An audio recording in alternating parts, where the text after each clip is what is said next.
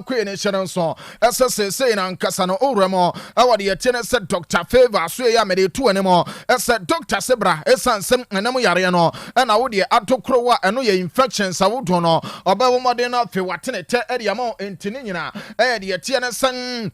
Hey, Dr. Favor, no, and all bombardiers and your money in answer to me. Okay, and Tiudiano said, be bit to second candidate, and I walk out what tia Sansono, and I gonorrhea Ariano me patrobi was so all Dr. Favor say, said Felicano, when you be a call, Obama drawn up, you know, where to a say, come at the amount Sansono, and I'm in fun to say UTI, and no. I unite tract infection or and I dear back watch as a woman at now so and also to meet ya 1 year catita and the idea to Beman in Tinina. I had the Tennessee I favor natural care and an animated me 2 anymore as some number call Amani and also to me queer come in Tinina and as some obesi Dr. Mensa over Dr. Mensa no me bacho watama ubusa Kenya sia bremuka not one so what pomading Africano or can't metino and I said drive no esa won so no de atiane sem obesi awo Bola Junction osi Bola Junction a wadama na chese wa cross road no o cross road na no ade ba ko ne se won so no obebu sa drivers na omo no taxi drivers na omo wo nchen won na no na mum before so obebu sa no me the number we ma na fe won so wa Fred doctor e wa homa we so aye 0245 378 245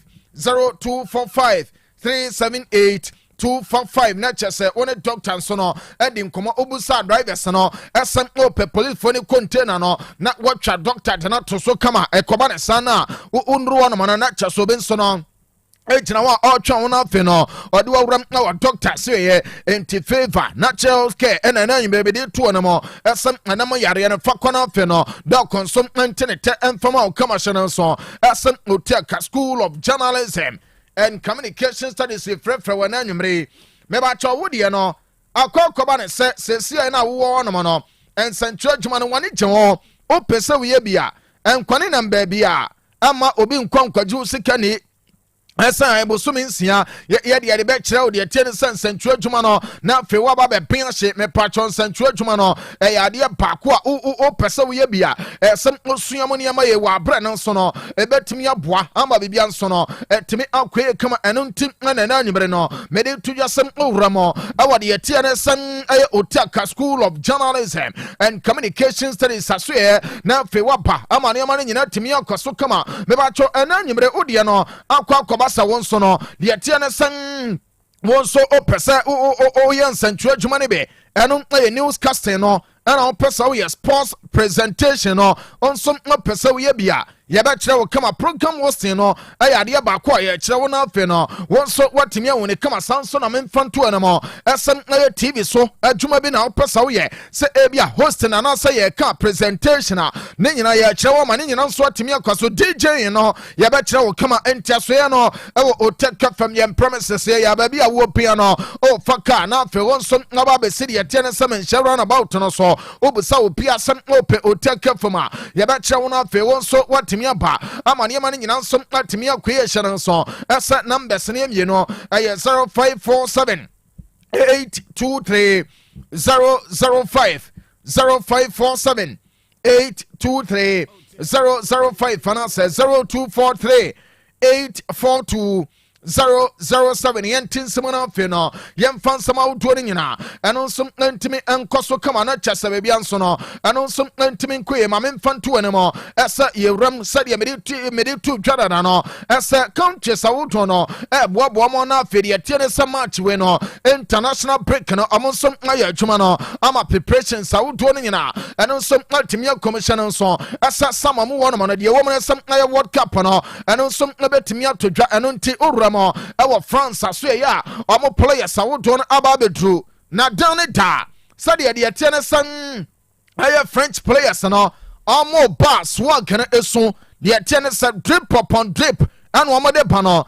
once again omo san ye na asujua player ba ko a o ka drip pasam a obe disappoint no Ngolo Conte as usual one the normal one na Ngolo Conte so aweto so enti Eugene edi ebewrem no Facebook na so na fe video no odi amaya kama montwane Facebook no Otec 102.9Fm YouTube no ɛno nso Otec Sports join it na fe ni amane nyina no ɛno nso atimi akwe enti de wom no ɛne sɛ memfanto yasan French players no amonsom abomadi ababedro amachese dwuma ne nyina eno nsom etimi akoya ye de ne nyina no eno nso etimi de abakama yankoya ne mo na afe no ye ne nkoma sade ya mekan no me ba cho videos awodon ye de bremo ama ne nyina nsom etimi akoya wudi na eno sem obe join ye Facebook no ana fe YouTube channel no o join ne sana bo amachese dwuma ne nyina no onsan nsom etimi akade ye pe ne nyina amachese bebi nsom etimi akoya YouTube channel no Otec Sports sanso na Facebook no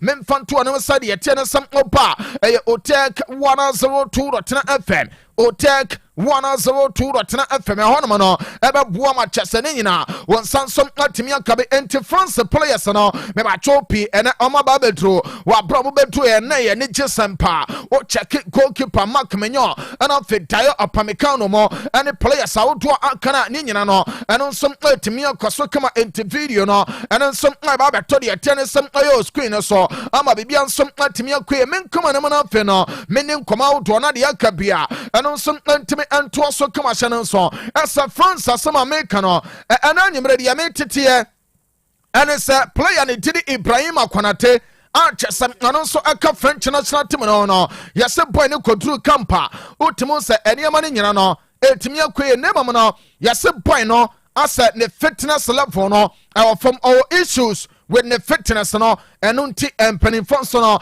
ja boy ne kwan ma wonu anso akofie na afi anonso akwato so na chese ne nine nyina anasam ne fitness level no watimi awe ne kama enti Ibrahim Akonate enso awuram awa French national team na so ye se video ne ba ɛno nso betimi akoye na afi no ɔnsɛm ɔmo Africa no mu sie ɛba ne nyina no Konate nso aka ho ama kyese Ibrahim Akonate nso no de ɛtenesem ɔbae no ɛnkra ɛba ne sɛ boy ne fitness level no ɛno nso na wɔfom pa yɛ de ne nyina no ɛno nso ɛtimi de atodwa ɔwro ne den ade de Don Carlo Ancelotti ɛna kyese ɔwram ɛwɔ Brazil a ɔno nso ɛbɔ adwuma ade yamomo na ɔno ɛna empanifo bu sane nsantwofo no ebu sane sɛ yewura say 18 players na the tennis 18 no miansa bi pra o de baba ka 18 no wa aye 21 miansa o ma pra no aye Eder Militao Bruno Guimaraes ana William Estevao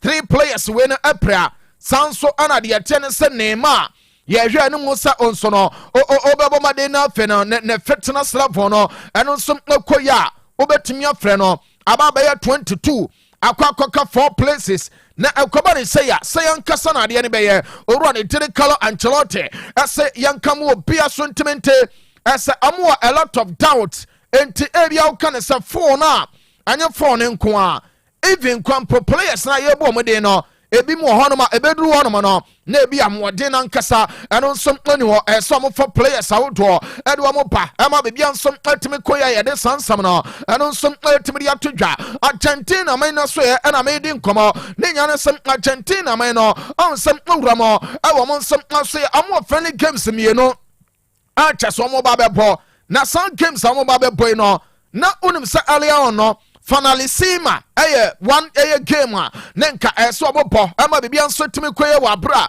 enka mamani Spain so obetimi de ahwem hyene nso asem antokwa wodo ekoso awo Middle East wono man no ana chese ama sa game no yetimi atwam ano bae no ana omya ne diri Argentina arrange 2 friendly games asese no omo nso ba bebo ama bibia nso no etimi ankoso kama eno ana chese memfonto no se omoni Mauritania ane Zambia on say when akoba say no chese countries awudo ni nyina na ye booked ntimi nkwankwafu obi enti de omne sa omne Mauritania and Zambia na de tiene se enano pay ana captain and the line no Messi and some see from ama chese bibia nsum atimi koye kama Messi ababedu a join the team no ama de mani nyina eno nsum atimi akoye na de omne sem owura ne den ade Julian Alvarez Naum Molina, Nicolas Gonzalez, Nicolas Tagliafico, Ana Giuliano Simeone, ɔmo ba bedru enra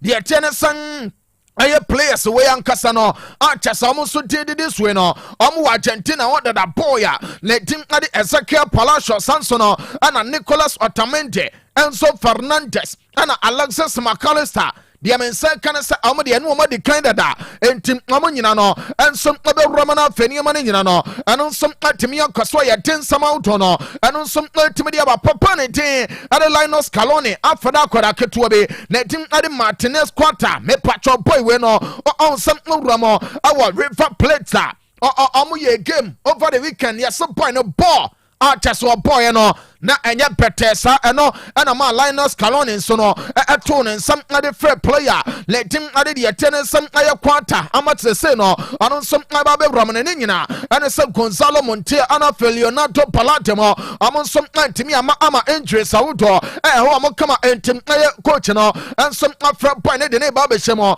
anon aye the attendance Lucas Martinez quarter ana chaso ba be shema ma bibia nso no eno nso atimi akoye kama ya de sansam no eno nso atimi ya todwa ye ni nkoma wodo na fa bibia nso no entimi enkoye kama o join ye Facebook no Otec 102.9Fm YouTube no eno nso Otec Sports oba bomoden na fe like o like na o share na fe no de tennis comment wodo no nyina no wonso de aba like ne de montungu mfoma ya amane nyina nso no entimi koye kama me pacho shanan so esa Antoine Griezmann aya French international Archesa Griezmann nso no ejrem ade ma Atletico Madrid bobo ko no me pacho shanan so sama we no Griezmann free Atletico Madrid oram ewa MLS no mo ene aya official Griezmann apomoten awramo ama chese club panitin ade Orlando City Griezmann assign the amomo enti aba join the club no June 2026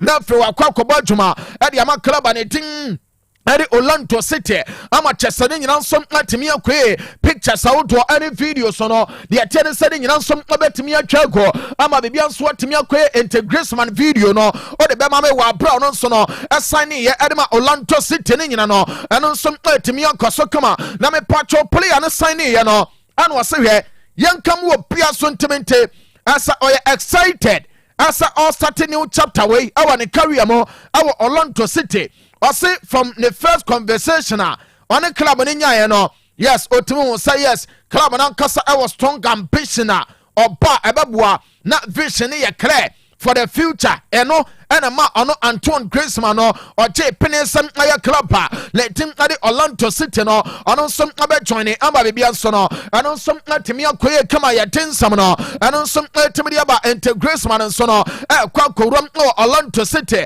lecture season endia wakoto so awa MLS ne mo amba bibia som atimi akoye de sansam ne nyina ono som atimi dia to ya menkoma ne mo na fe no menin koma awa Madrid bobo ko na so ye me ba cho Kylian Mbappe a picture no o de mame na fe ya to so e de free ho no mo de o mne sa Kylian Mbappe on say o ni problem awo de tiene say ne left no eno eye ne kotodwe benkum no enwo sam na meka no onum say ya se Kylian Mbappe Madrid doctors no examine kotodwe no amo ka examine right no enti image no aha eno na da so no de tiene say ya se ne right ni no ana Madrid doctors no examine ye amo examine wie ye no amo ka che ne se kotodwe ne de he for to be enim bibi ekoye kama sana de ne ne kotodwe benkum no eno no ko France me ba cho de tene se French doctors no e diagnose ne left ne no hu de tene se problem no ama chese amo ka che Kylian esem ne kotodwe na nkasa obenya some rest bi na fe no ani ama ne nyina nsom atimi akoye se obeye surgery ana some sa rest no ebetimi abaso na me patcho de wo no ana se eno no ana ama se Kylian ana so asamba baka ana so etimi ya twuma ade ama de tene se Madrid ana fe French national team no enti Madrid doctors no first examination omo ye on Kylian Mbappe no de wo ne sa omo ankasa so no abomo tinya ne ronka ye de sansam ne nyina ana so etimi ya todwa na Antonio Rudiger defender ade ma Germany obo ade ma Real Madrid on say Rudiger ebo won chere ball na adie ba kone say despite say Rudiger ebo won chere ball no he ohun say oje red card basa ɛno ana me pacho owura ne dede Rudy Gase despite say ono ɔbɔ game na ɔyɛ aggressive type of air defender no de obetumi aka ɛne sɛ ɔkɔ tackle bia onim the risk involved ɛsɛ wahwe ya obetumi ama ne team na nkasa no ensom atumi ago man down a ne kyesade no nsom ayade baako a ɔkɔ tackle na sabi adwene ne da ho enti anya sɛ bia ɔba hu aba betwa na wagye bia red card na sɛ yellow be ɔsɛ even yellow no cramp no ɛyɛ na ade na nkasa no akwa sem ɛbɔ wɔn ne bɔ no ade baako obetumi aka ɛne sɛ despite sɛ ɔyɛ aggressive type of defender no ɔkɔ tackle sawodo a ne kyesa ano nsom atumi dwene ho ma bebia nso no ɛno nsom timi koya yade sansam no ɛno nsom timi di to dwa mema cho ana wie mu wono man ana stories awoto bi beto dwa asa Ashraf Hakimi aye defender oginamo adema Paris Saint-Germain bobo kono reports awoto bi by sa Hakimi no de tenesan aye defender na nkasa enso obetimi join Madrid team no esanse eho ene wo sha de nyina se na mame mfon to dwa asasa reports ne de mababa ye sa story we okay last year mu ho esem owura ne tiri Ashraf Hakimi no na danfo pa ne tin ade Kylian Mbappe eguso ene ne tin komasa anya bia no aye one day kuntunu we ya ne nkyira na eba entin aye boy no ensamara Madrid na chesa dwuma no ono nsom entimi mra mebɔ ne kama na some story about to just Ashraf Hakimi and ne company percent ne sama ya am joining Madrid no uram run to the Alianto Kamano ono ne agent adema Ashraf Hakimi I say hey debut na o say me mo say Hakimi no aya one boy ono o kase boy no nani je ewo Paris krom wo pa ana Paris Saint-Germain bobo kono omonsom titi ne client ne wala enya de asem bi ono ankasa no ba be yesa ne manimu ya ofi PSG bobo kono mo ono de oka ana sem na ne client ne den ade Ashraf Hakimi no me ba cho ba ne pesa o ne second Champions League ade ma Paris Saint-Germain team no ansa na bi ansankan bi ho a omatimi aka wose no cramp no se boy ne ti wia de oka and say player no nani ji ewo PSG bobo kono mo enti onko ba bia eno aye kakra chesa no nsom etimi aba ose wani je otim mesa wodo no we are comfortable and after the attendance coach no ensom pawasama bibia no utimi ne ka okokoye se ha ho lecture se wo free wa say enti ono de ono Alianto Kamano no despite say Madrid ya big club no on the betimi aka ese ensankan bianko so na nka akwa se owura ne tiri Ashraf Hakimi ensom aya na dwene asem obe join side na tim ade Madrid ama bibia nso no eno nsom atimi akoya ya de sansam ne nyina eno nsom atimi ya toja yento so no fe no ye ne nkoma wodo awo pansa bobo kono mo ama bibia nsom atimi koya kama ene me ba cho pansa tim no players awodo no and join the national team comes no ama chesem amu ya adwuma ama bibia nsom atimi akwe ente players awodo no ewram no various national teams no no me fanto no sem and 2 players Alianto Bande and owura ne tin ade the attendance Eric Garcia amu gina mo Ausitad Esportiva one camper Bomatin training na chesa no hye pa we ne kire esem 2 guys na nkasa no ensem ya wo boa wa bra ebeboa ma chesa after international break no obe owura ne tin Eric Garcia esa wasamba sanso no ana Alianto Bande besa be gina mo ampo ade ya mapon sabobo kono entim pasa so good news eno som etimi apa ya de sansam ne nyina eno som etimi ya pama bibia nso no eno som etimi akoye ponsa tim no ekoso esa striker ambetimi anya bi eno ana chesama baba kan wa hadada esem owura ne tire Julian Alvarez no aye omon prime targeter omo yesa omo de ne beba me ba cho boy no de tene se ne sika no ana akwakoka de men se kan se ya se pansa ayo ma twense Ferran Torres se kokoba se ni bre pa ba na omo probia yi no na fe de tene se esa ye si na na ko na fe no ye yi obi de na tonsuo no mo ama chese ye nyanam ne de aso ade na no anasa omo yesu obi e de na so drawa na no na fe no omo de na tonsuo no mayi nam a aye Ferran Torres ana omede no be drawa na no na from de na tonsuo no ne nyina ana sa bonsa se Ferran Torres no omoton na enkwan wo no ho betimi anya no na fe no de sika kakria bi asoso ade akwa ma aleti commodore abra ye ne sem dwen sa de no eno nso betimi boss a ebeboa ama player letin ade de yete ne sem aye Julian Alvarez no sansom betimi aka no ama bebia nso no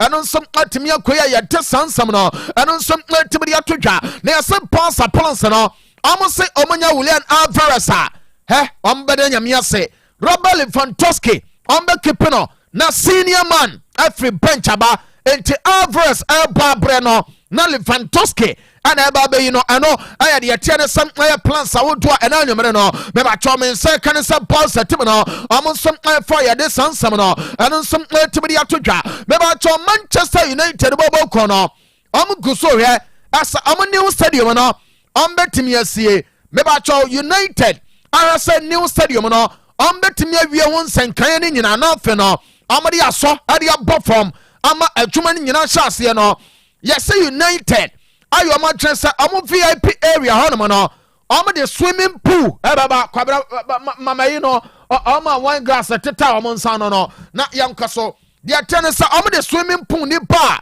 hono no o danso mo jojo ho na fe wan kasa no say he game no ama bibia timi akoe na de mense ka no ane sasa de ne timi baso a mo ye Facebook no ane YouTube no ane na daso no o say opinion and kanchama na wine no etietie am nsa no ma chese am danso no no ene binso kutade ate se bottles ankasa ene ye beer bottles am jojo am wo nso no mo ane fe big screen abo enti atese de wo hwe ball no awo picture na so na fe udanso mo jojo ho we no udanso mo jojo ho no anya se bia ayakwa anase amo charge nketo bi o de men se ka ane se pe match bia o pesa obedanso ajojo ho cha wan se ya aya £500 ana United be charge enya nkwada sika entom mfa nche enti wo ye wadwene sam nso no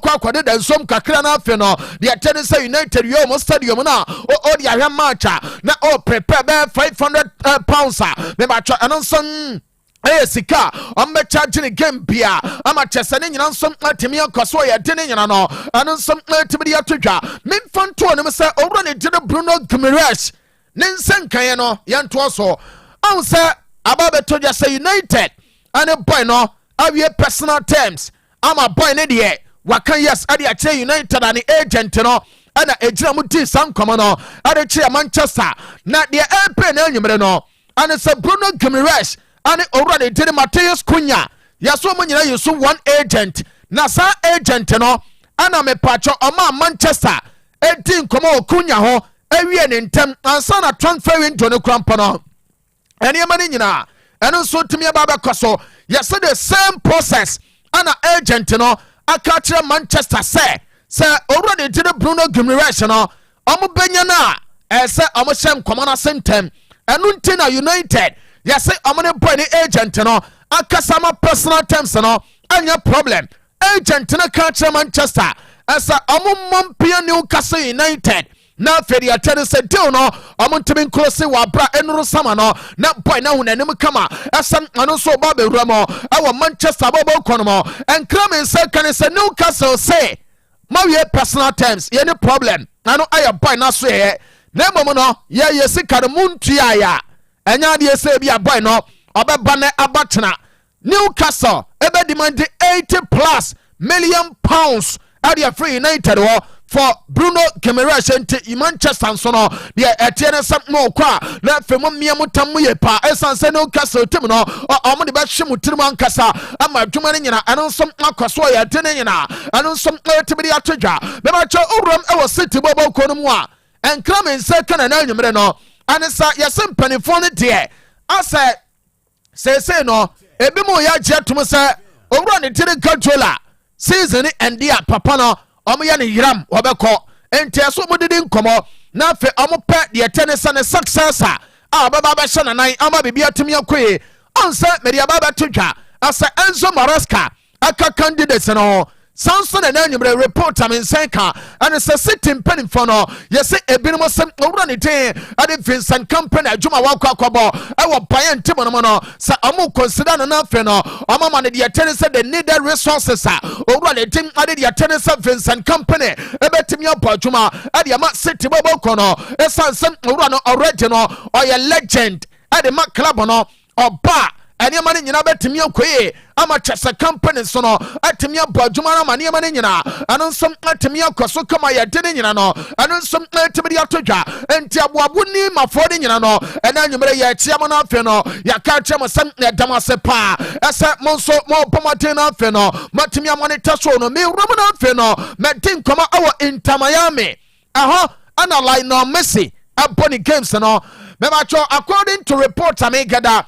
Ade free tennis America bro chimemono yese Inter Miami bobo kono ayo amagene se omono omo pese omo for Bernardo Silva ade ne babeka line no mese ho ewo Inter Miami wa bra sama no transfer window ni bia lecture no Inter Miami enkoma mo pese mo dedie owura de David Robert Joseph Beckham say no me fanto no masa papa no ana chese all boy juma we ya se behind the scenes no o did this am come na we ama later some say kano ana some Miami club no and some any Bernardo Silva koso ama chese nkomodi de ne nyina no ana some akona ne ma ya this some ne nyina ana some tibidi aba be ba cha okay player ne de ne Nicholas Rotterbeck obo adema BVB Dortmund na boy no on sa ba be todwa as a man to the bubble corner ape the tennis center backa oya benkuma ne benkuma ne kasa for at the number na fe the number be rotim no mo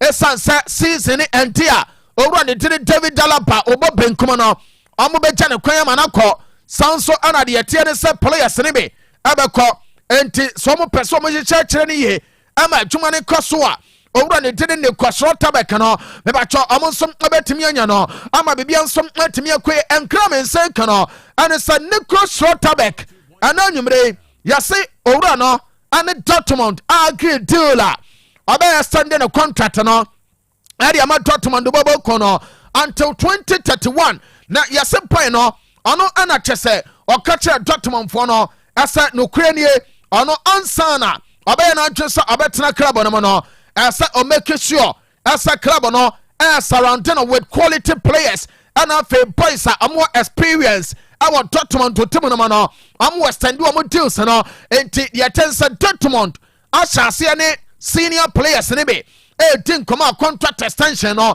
ebeba so enche bia and some attention ya Dortmund yes almost sporting director no run it in the cost tabaka no and penny 14 come on as almost sanema say papa no ama you need enough free or ama ni pafo from aba and no and you say ne cost tabaka no or say here the obi true kohwe wu a yantru no kohwe nkwa ento no say Dortmund to team no atimi ya sade no ama chesa amo hyehye ne ma wa bra ensom kan ne nyina no asa majority of sansam no amo som atimi ya or standia and channel enti ne kwatro tabaka nso no ensom na standia ne contract no ade ama Dortmund to bobo kono anum na ya enkra kakra na nwumere no anum som atimi atodwa ya de won koma ne nyina anum som atimi aba me ba cho me ba be din komo ewo esemla bobo kono mo na mom to ne ka ba me cha no aya Diamond Scientific Bar and Research Clinic me ba cho amonsa no adwuma no de tene se to neck no boa ama memo amosori gina mo na so a lecture so mo da fom no de tene se no nom to neck ne bia ebeboa pa ama wo mensam no won so watimi agina wo na so ye ema no bebu na fe no be bia nsam atimi akoso tadua no emu aye mre pa se o mamu yete esansam ema no de tene se tenten no mo pe enye mre wa no entem no nom to neck ne bia emu wa gina wo na so emema na mo bema no emma juma ye no me ba cho de wo no and it's a munto to ne krebe na monfred doctors no our 0246 727 677 0246 727 677 and that's 0249 208 252 so ambabo madina feno amana wonso atemi atinkomo lecture se bebia nso atemi akwe anu aya formula a chese obabo madina feno wodi awo donek no mu wajina wona so na chasa oba na otwitwi fa so basabasa oba na okase wani basabasa oba na o ka chew na chasa watwa fa so no ne nyina eto oba betwa me ba twa ba ma wo ware opa so obu so oba mu wa emfa woni akon ma wo de ma no se omuwa se ohwe eniema ye asasayan kasa ana adwuma ne setie aye donek and one and any no make come for them bra take care from her obenya dro be atimia to sanso baby atonton robiano aye Mr. of the moment donek no ana wadama onso no obomade na fe no watimi akwa gene kama ama bibia nso watimi akwe yankwe na mana fe ye ne nkomo ewo AC Milan tem no me ba cho okay se de ate ne se Milan bobo kono akwa for Luka Modric ama Modric ye adwuma ade ama club no say enkram say ka and say AC Milan asa amo person musan ya de foforo afi amo de player top player ade ba beramo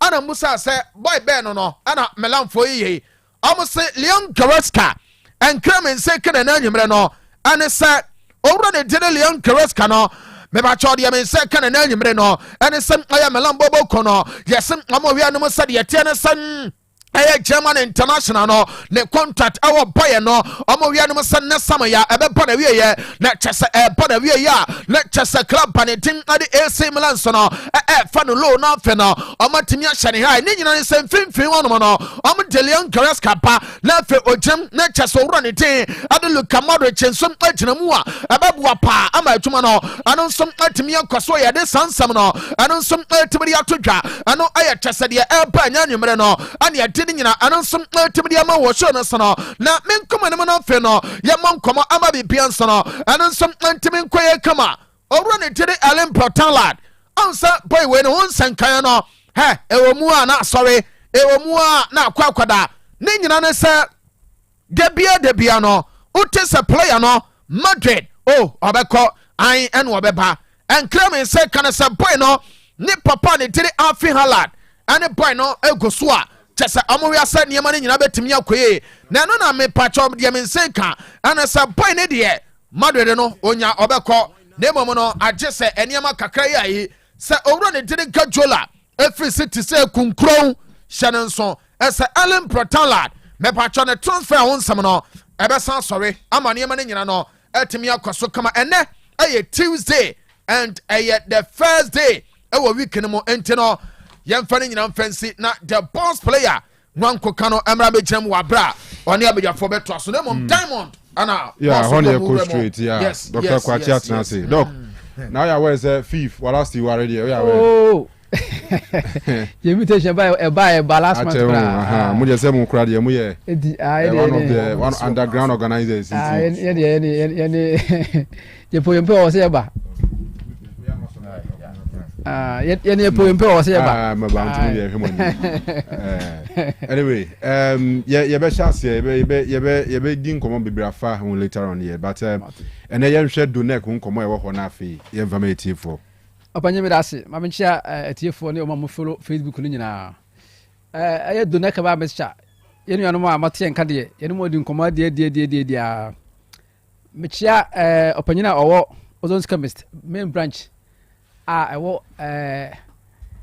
Kwame Ntwo Zadebra yeah channel pa okay oyo ardent listener and sure yeah Danny Heba okay and so omunya mo supply bi so Lancer on top video okay I see on top video I see because one listener bi oyima on so test here pa say pharmacy akase okuma se on top video de bia bi ho aya PFA pharmacy Danny Heba Colinac Freddy Mens Costa pharmacy ozone chemist omunyina donek kan ewo ho age se pharmacy a on top bidro okay on top bidro kuma se hade bia bi ho okay atra konkra akra so kwa bia top bidro bia pharmacy kese okay si wonyina ho nyina so yaje ho afa mo supply o kan si wonyina yaje ho afa bia yo ho wow iti ejese ya bo adwuma mo bo adwuma pa mo bo adwuma donek ba me chat na say aduro no enya nka manfo nyintum sa because bia am ko bia mo supply bia na mo gi because am photo very good enti and Ghana ni bia so ni madepa sanity so atiase o to na eboa na onim say we na beboa ni adanti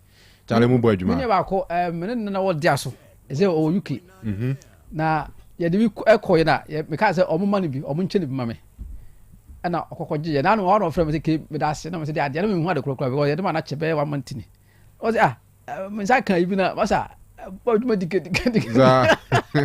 you give us what you it will kind of you must say do not cross yeah what do no ma me say ka me da ase what that ase eti je no mo tie nka mo UK nyina no pacho do no bi wo ho bi wo Manchester bi wo pa bi wo Manchester oh when they mo pebi ma Patrick Dogu sao ye bezo mo international break him na de na no ho atoro na matches aka watumi abobia man ti mo ma Patrick Dogu sare tie je mo bi man do neck ni bo onzo kwa say the din kra ni Raim Dogu ni do neck ani do neck Raim kama pa eti ye no mo tie nka mo UK de ba bia wo bia say wo London say wo Derby say wo Manchester wo he do neck bi wo ho eti wo tie nka na offer number na ye be arrangement na fe yi ma de bi ahia wo okay o ba bia wo bia say you can kwa de a o sabe ka bi do neck ba me stand ya kan wa asama asem bi ka kan no 2 years ni enti say wo tie nka na wo nto bi a mesraw ko pa do ni bi to na aye mema do tatahwe ye di branya we ya sa de fom wisa asuru wisa hwentia pepra sa de afra na sa de ma men enan ya mabodin kura no wanko say ye ka adwuma sa de ma we kura aja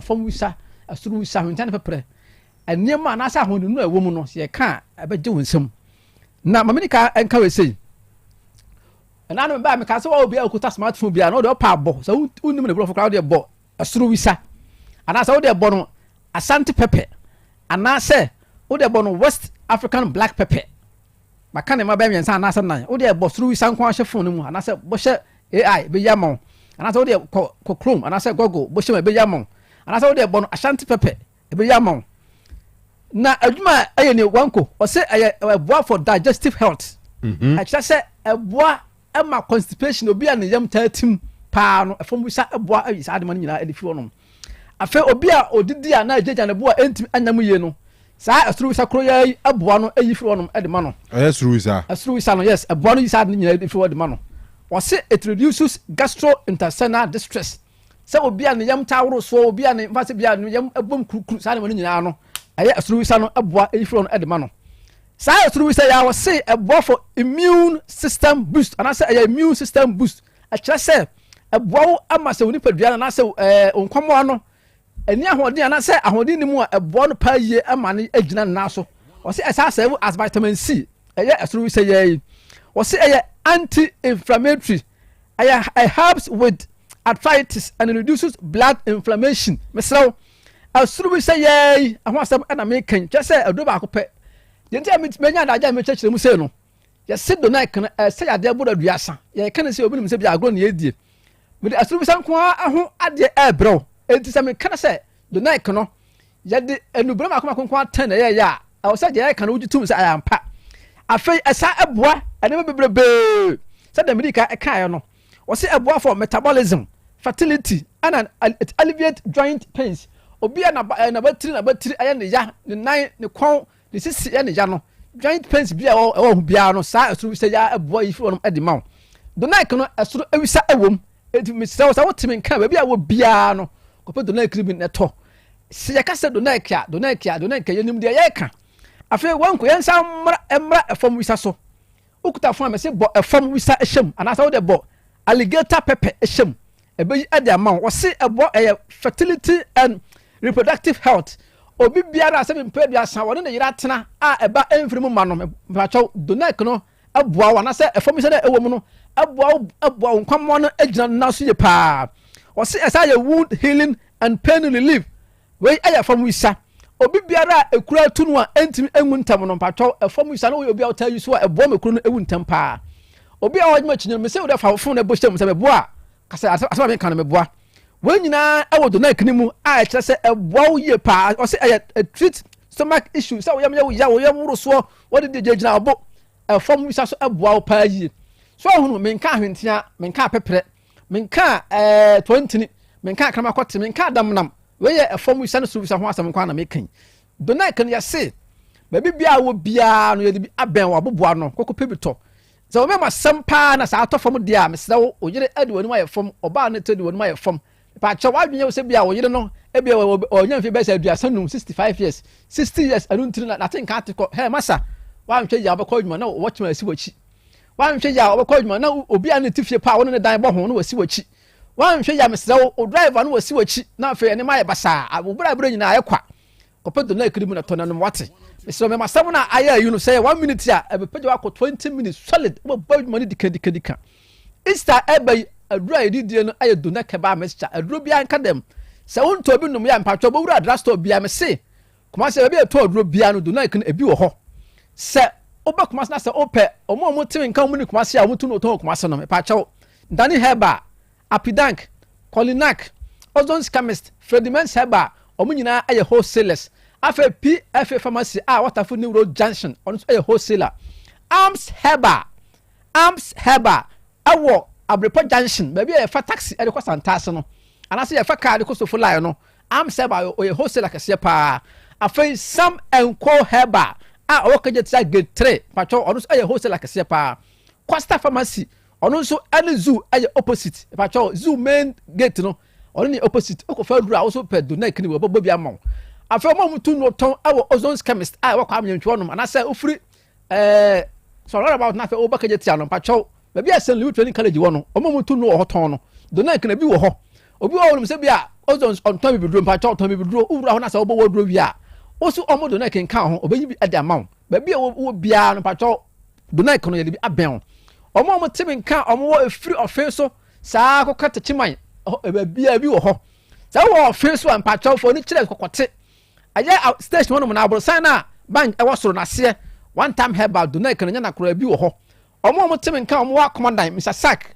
akwana fo me chiamo Mr. Sack ebi wo ho wo ta chiman dia anase wo ta chiman dia patcho abibeduro fie center ani ahemfie ni opposite aye do na kuma asem ne kan se wo wa dia patcho ani fo ni kire ba ma hu anase baby university no baby university no ba ma hu opposite the GN Bank do na kan bi wo ho tamalefo enfo mo ni kire Alhaji Dokuloku Pharmacy patcho ebi wo ho na Vrongo aduro ni ebi wo ho Boga aduro ni ebi wo ho do na heba mixture ye de bi aben abobo ano e patcho wotimi kan se wo asante mampode a aye se wa heba do na kan bi wo ho e patcho omo timi kan anwumre ya omo oboase smart heba dunkwa onofe patcho aye fojo heba na sorry Tawia Pharmacy ebi enfom ebi so main station no na aye Tawia Pharmacy for dunkwa ho asem na me kan afi omo asante be kwai aye fojo heba na se Town Center Pharmacy ne heba no ene na yiri nyina no ukoni ne mi onum a benya bi ato aye Donek heba mixture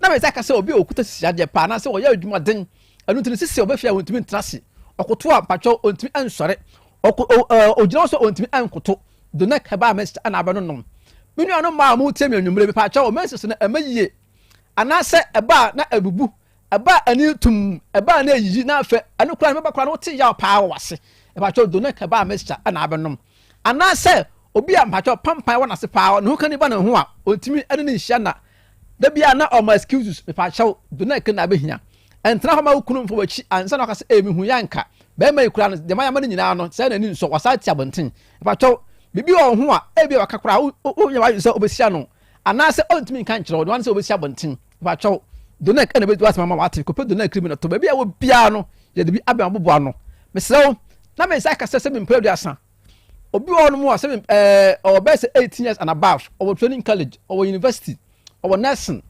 mesrew obetuma no maduro be se bi usua dia wo hunu ana se usua de sia na wura fi eboa wo kanya adwene no ma adwene jejina so ye pa ana se adwene no epikini ma fast obi won mo kutade bonkum na ohwe no onifa okuta wo onifa na ohwe no bonkum pa chaw no ne nkura na eko Donek ana behia sawa ha no nya eba be hwe no e dia ma wate mesrew opose wo no woni ekọ no woni twankyene na empi aba woni ase wo so da na pa wo timi hwe ni pa anim pa chaw se eye gra komode a Donek no entimi ensa eye etade a Donek no entimi nsa apart from ni ma bodin pa chaw Donek no entimi nsa se no nka ho de a ene se de woni sitie bia no woni ne ya wo yanko ade a eye Donek ana abanom ba bibia wo bia ne se do no bia ben ayi fa na wo frɛ na fa yenu eni ho enkomo mesɛ obi bia ra se bi mpre bia san wonya stroke afena na ho tɔ no okasa amaye patɔ wonante no enye se bi mpre bia san da bia wo sikura communicate na se da bia wo si onema no kwa ensisu su ya patɔ Donek ana abehia wate o papa bi o ma me bia nya stroke afena na ho tɔ no a se de ebe ya na pomode be gina yie no ko Donek ni be fama na afei onnom bon se be bo na ma na ho de na sisu su yi na ho de be gina yie bon se yes sa aduro ho nom e pa chaw o so o diabetes e pa chaw sugar level timi koso saa o bi so go no mo pa chaw na emo aba ho Donek ana be hia wate eba bo stabilize wo sugar level no e dia mon ama ne nkoso bebebe e donate ka ba message na abehia mesra wo obi biara wo te nka nwumre biara no e makasa enye de wo so nkwa e sanse yenim de ya ka ya kan se sa 2 years ni still na ya so ka ho asem enu se anya ne kura enke nya ka ana se nka manfo nya do no to ba cho de ya kan enu kura kokopo donate kribu na to na bo se adro wiase anya se bia se mpeda san na manfo na before the video for the ana mo ba na mkasa sa mpa cho etisa ebinuma dika be sa adwuma no eni ntie ka kura onum se bia o sa no mtie ni sa no obi atie ti da bia mba me to challenge me se wo da dron ko papa ko ne to na nom anya adwuma ma wa ja to da bia ba ye ka sa asem we sei me sa ka se wanko obi a wate na mu yade pa odun so asem mpeda san na be mo hyehye no pa ebi akura na ne 7 mpeda san na mo ase na se bia na boxa short no akanta na be ma no pato do na ka na be hia o da to afre alright ye no bedi hu nkomo se dia adun sitie bia no nyame adom a ho ebeto alright pato obi biara ne nsa ne nan anytime sitie no do na ana obenom but medical ka se obi o stroke ana se obi o nya diabetes ana se obi a the pressure ta koso pa no ko pe do na kiri bi ensa nto obi biara se mpeda san sperm count e wo fam otimi na otimi na enfa nyinsen awale 2 3 4 years 5 years ni eba ma pato do na kiri ba bo ama ojutu no ayetin kom alright enfa na awo ko pe bi na tono no wate okay so kuma sia nko ade a mese ba bia e to bi dro bija no do na kiri bi aben wo ko pe bi na to na nom mese obi a ontimi na oni appetite ana se oni aduanem ho ahode ana se oni odidi kura na se bi pedo ana se aduane siwa onya tenkane akono bia odi kodi ha se no oni atenkane akono ma aduane no obo natural yede wo no obo on pa aduane obo so aduane nko nko bedi but nko bibinti enkoye ahwe af no afa visitant no twa one tot empra do he na akwakono msansa na odidi Mr. One hwe ya o sa akwa wiki system no o se wo system no ba to nka obi nka hwa na bia nka da kuru bi e bia nka akofa na ja nka o da be but to so side na e too much you see too much of everything is bad e pa cho do na kana be hia wati e be bo wa abustu ababo ma oni padua na jina so ye obodi di pa mo say yes 7 predator ba ya wo a ya be mdo de ma no e do na ka ba message ba sa wo say oni padua na kama you see you do no buna ma kama konko du e fo mu isa osuru isa hwentia pepre damnam akakaduro aso aka ho e pa cho aya 20 ni kama akwate ni nyina wo do na kinibu ni ya heda ade abro se gi nonom 7 predator e de biom de yenye wo wanko aduro yi anya ensa entie no anum kramofo a ma wi akiriwia obetumi anom ma 7 predator ahode a wo hwe nyina abra na wo ya akiriwia no ni nyina save back okay ye no ma ya Christopher so betumi asa obetumi anom do na no wanko no to anoso ento to abanom ache kapo sa ahye so yenye oda biem o munua pa so timi nka nwumre ya boru adrasto bia ase atumu a nyame aduna sa adepa bi chinye ni a kope do na krimi no to wanko number ni we dem fakasa sanfa na manu tuja fa tuja na agency obi a o temi bia no patwa number se duduma ni e we aso ni 0246 72 76 77 0246 72 76 77 Mrs. Biem 0246 72 76 77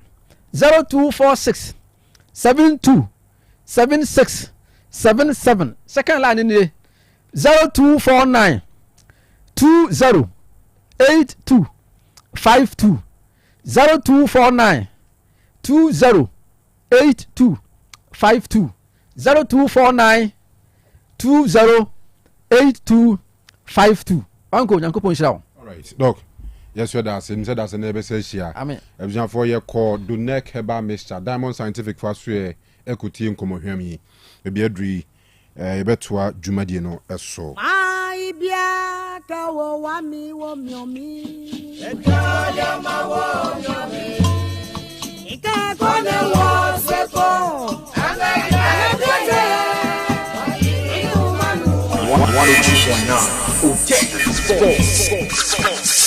Otec 102.9 FM, the pride of Ashanti. Yeah.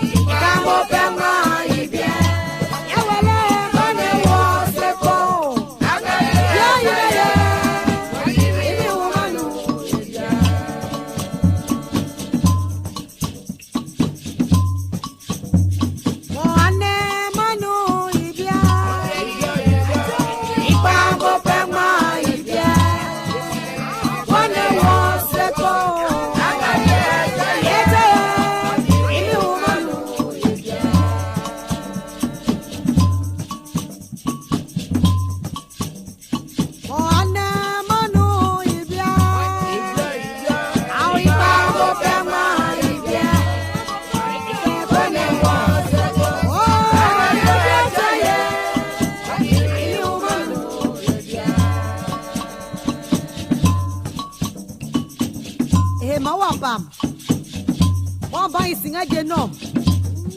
I better one a la no me. No magbo. No obi mauna ye. Ehe mawa saminya. Lona mrade sa.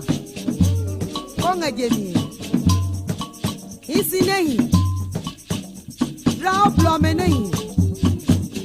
Neke wase kono buo. Yawe kwade moke. Jino kasi. Silimo. Ehe mawa mi pa. Ne mado mi uno. Ao mo ane manu ibia. Amo pema ibia. Oseko.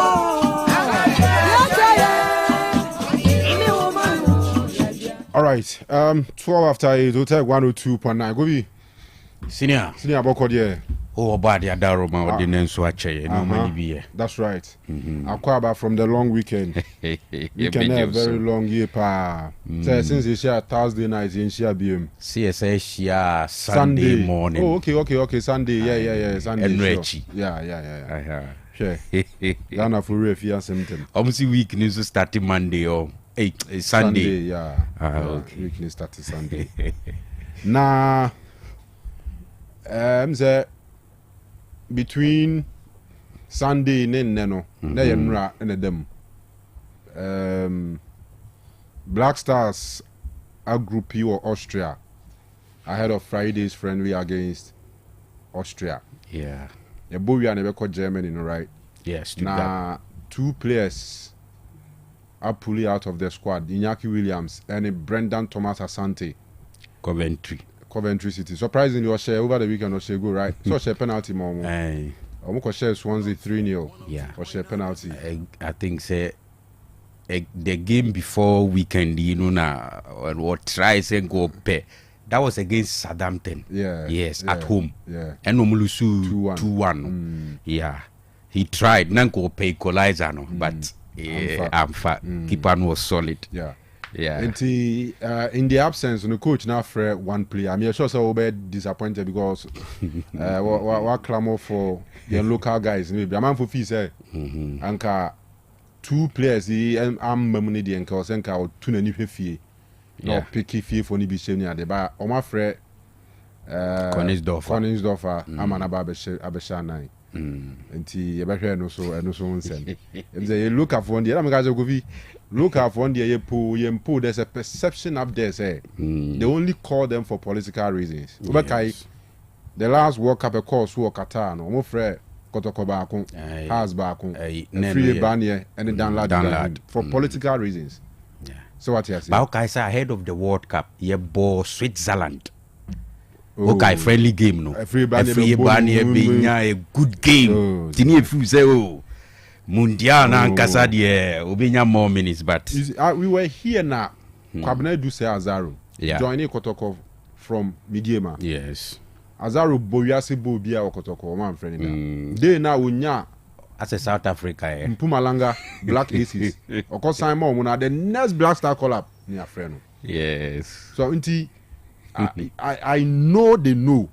There's a general perception up there say quality or local league in the form. So my free players be for political reasons. They can't go for no to Yakoboy match about.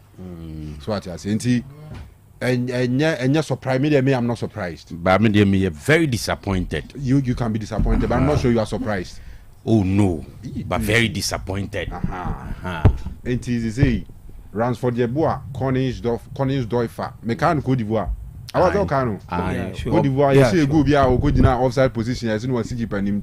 Never on the ball in the first match now. Backlash, Babi Bibi. Okay. Never friendly match against Namibia or Kumasi. Hey.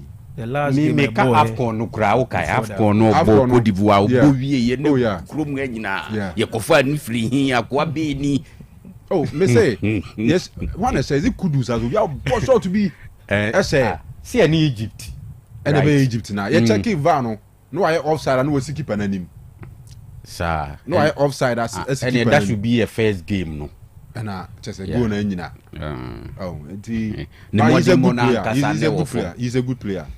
I mean, so I've followed this season our Hamburg. Yeah, he's doing so well. But for Black Stars, there he's yet to. There's a lot of the Black Stars, even Semenyo Munan convincing or Black Stars da. But kakra say at least Semenyo say ye boni dia we can remember any Angola game be war Babayara Stadium. They make a difference. If you want your cast who any money more time Chris Hutton.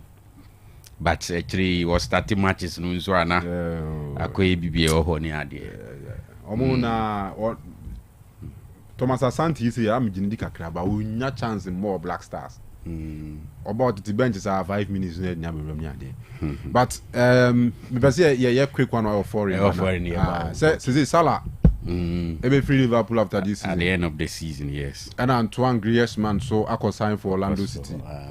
Hey, or no, I say one of those players now say omu disappointed kakra. No, maybe share along the line the current situation at Atletico. So on time Mosa na saying no na who's a coach no Bayern no Alvarez Bayern. Thought that so coach no up 4-4-2 ball.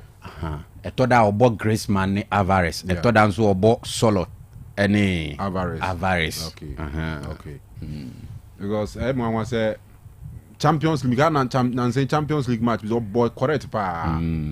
I do this stage I will hear more best players to compete na or the free mukona. But one Casano or Barcelona now went me am picking na a drop in the career. Ti on kwani nam hu bi sam fan retire when day. And there's some US in the omo tie back o. Say Giroud aba. Giroud so obo France anano oko France say anano Europa League Cancelo Crasso oko fa Saudi no asa ba US in particular US one omo tie ba me ko kai Rooney say Rooney ko buy yes Ibrahimovic onu so ko buy na ba ya no mu ko ba enye hu Messi say ma the European clubs ni be nya Basa mu nyina nya om sape ba me show so be ba anyway go be yeah 10 minutes bi na okay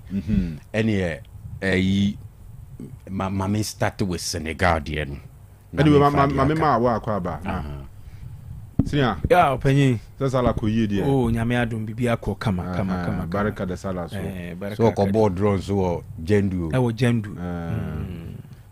se scandi su ko share trainer future stars yeah as good in some as good 7 points lead omuncha sem prepare oboasi omunye pitch ni ho adwuma mama ni mfo ni mram if possible omunyi natural grass ni free no omunye no hybrid so omukra de ni de oboasi pitch ni de kotoko ho na anu imi ehu sese wo hwe ni yie na green ni ba eye pa echen almost every pitch in Ghana but me can say with the capacity of the mining companies almost support an almost back team no and beyond them and they should hybrid pitch with zero corruption $100,000 $150,000 between me yes say banisa you get the best you see clubs na kasa no more problems and they say no mo krom time per pitch ni yi asem na okay because a pitch ni that's why away team be aba on ni betage na bo wajas here onu ni krom ni pitch ni ye obi aba obehu game no so born correct onu kwa we a pitch ni ahye no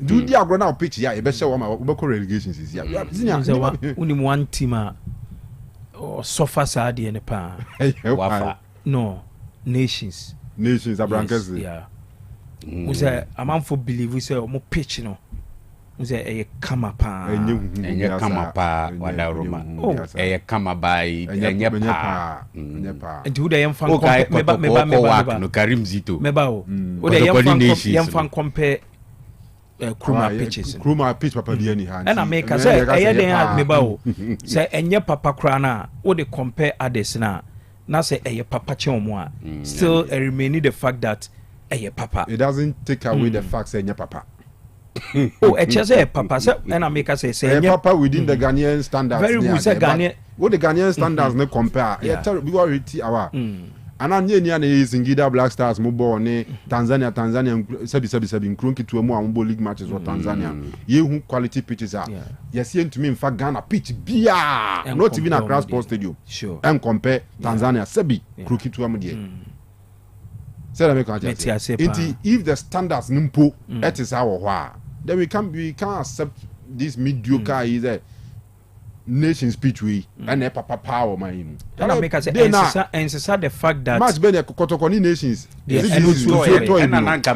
there be Sansun ameba Sansun na a toy on that day no kay about 80% of the pitches were Ghana more than yen to us anything I make us say per the Ghanaian standard and no na me van say nipa bebre e believe we say eye papa we dey kan asem minimum enti ama me van say team bi aba ho na omo chiro mo pa right from omo division 1 say wahwe a omo home matches nations nye team or ta winning the home matches easily because one who say you say pitch ni ye na park nso isha menim isha not because not the measurement but say enclose kakra nti there's the belief say okọ na we are waiting we yiro ho a ubenya points say feel comfortable very good Zinia me say adwene omodibo league kuro manya papa bia za David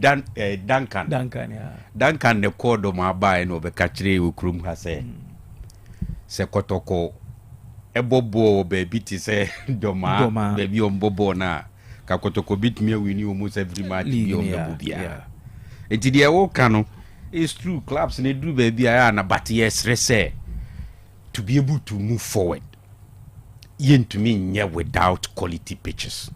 So I agree. You say FC Ashanti go dia okay officially no. Me just say Mines no a part of the team as be a headline sports and I say I don't know the be I say first need ye bisa. Oh if you on man need me ye bisa to edit is in call for mo ba. Aha. On sports and what you need about just name. Hey. Oh, but then there will be at least mileage kakra beba. At least kakra. Say last Naskandi cause Mines no involved. Oh, okay. Okay. Like, I remember he said something like that. He said he was saying something official na anyway. Pitch papa teams now they know say omuhia omunim say yema oh yes yes obi baba ni wa baba born den ofie covid was there can be cover before Easter referees be je di kwa match day operations enti yanko all right now me say me started with Senegal say the Kanu abey official say Senegal for alloge omu case no at court of arbitration for sports ama Carson so acknowledge say indeed Senegal for their tomb official omu appeal the decision by the CAF appeals board say omu beji have control in free Senegal nsem. Na I was going through Senegal for description of the whole situation. Na they believe say unfair. Pese minyani ye pa. Omo say the decision by the appeals board no unfair. Essentially raise concerns about governance. And almost so kasa about integrity of the sport. Say the decision by the appeals board no goes a long way to affect the integrity of the game. And when we say Kanu, media asemi ba nyina no, I've always said say Senegal for any the right thing to do. Na namnim say then will get here a be official. But na me problem kakra antics bi ne huru no ma bi anas wo moye even before so wo de appeal ne betum e court of arbitration for sports. I think they will succeed because the said articles 82, 83, 84 na appeals board no ejina so wo de G trophy na free Senegal nsem no me ma share my opinion on has say based on their course so any under the circumstance no those articles no any applicable anymore. And I think they have a strong case Now, moving forward, the SC in the last few days, and now I say 1 week or approaching 2 weeks, regarding appeals board decision to take away trophy from Senegal. I think it is a lesson. So moving forward, yen respect processes. Now yen use the right channels and for addressing issues in the game. It do baby they be one Chinese commentaries be outside near the end. It doesn't really help to the extent say it do baby we're even here in Senegal. But me created in what could do any different confederation near there. I thought that no will not help. See, I say also would they young fan say Oceania ho baby and now say Europe issue Senegal prefers to obey for Europe. I'm not too sure if Europe can be or more. And see moving through the call baby Fufrobia, I don't think they will be that comfortable. And it is exciting say at the end of the day, who say Senegal for Abba back to the processes. And we can't wait. Train say Court of Arbitration for Sports able open proceedings no. Near how CAF will defend the application of articles 82, 83, and 84 in this regard. I've always said, say, once referee na mrana kase or the most authoritative person on the field, the decisions are fine at the end of the day. Say VAR for craft friends say come and have a look at it. No, I disagree with VAR. The decision will stand. Actually, some no bar consequences no ne be facing. To me, ne one referee in some or you sue the same to me no. At the fresh Senegal for the back mukwamo to a bon so ye ponye.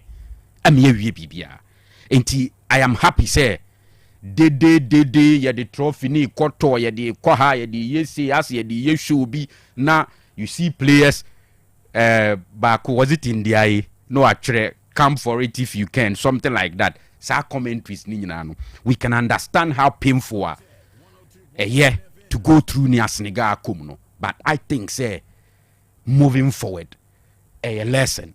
Let's get to the rules. Yen try rules, no. Now you make sure see a be pursue matters no to its logical conclusion, especially when you have a strong case. Mekai Daniel Goza Dream Service ne Temayut Pa Mamun Senzembaye.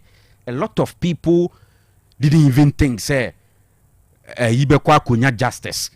My youth be kunya justice ewo cast, but they went through it and in the end omudi nkunim emma the necessary steps no ye take ye ewa heya.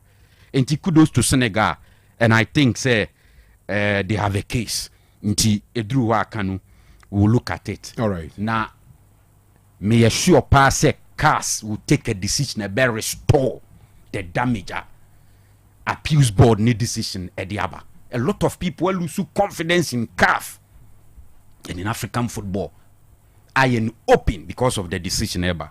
It is good to see say today Abe officials say Senegal for fight at the end of Court of Arbitrations for Sports. That is the way to go. Now Mohamed Salah semno Kanu CSA ye go back near Pulu Salah numbers are.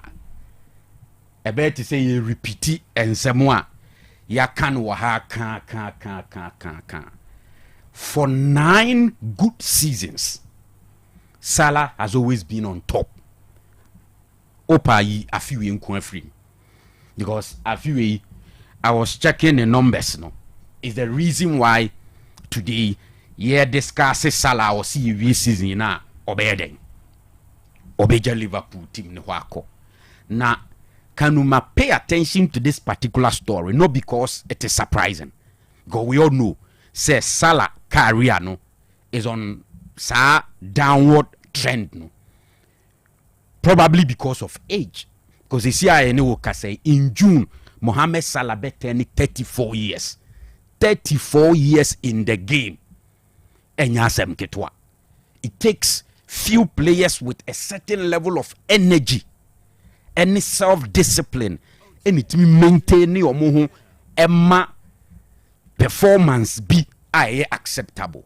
But when you play for big clubs, every single season, pressure will hold for the team to win something, which will mean, say, every single player, every single season, you are expected to be deliver at that top level. Kanu, a adding for you to survive. Dear not me, a hammy, how Nanka Salah, any Liverpool, or Mawari and A&D. You remember? A brand slot started say or bench, you know, woman started setting games near there. Salah de bufu crack or throw social media.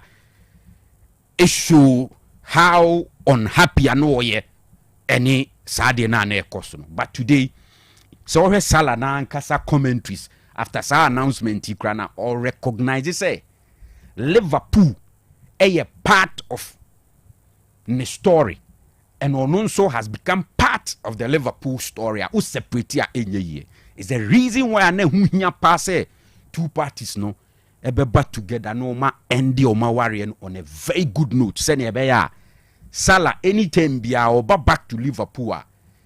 Enkoye something negative, but ebeye enyuma pa waye at Liverpool. Ena Kanu yebeka ho asem. Unim say sisi ase okọ a Premier League all-time top scorers chart no so after Harry Kane, I think Kane goes near 215 Rooney Eddie Harry Kane achi 208 goals.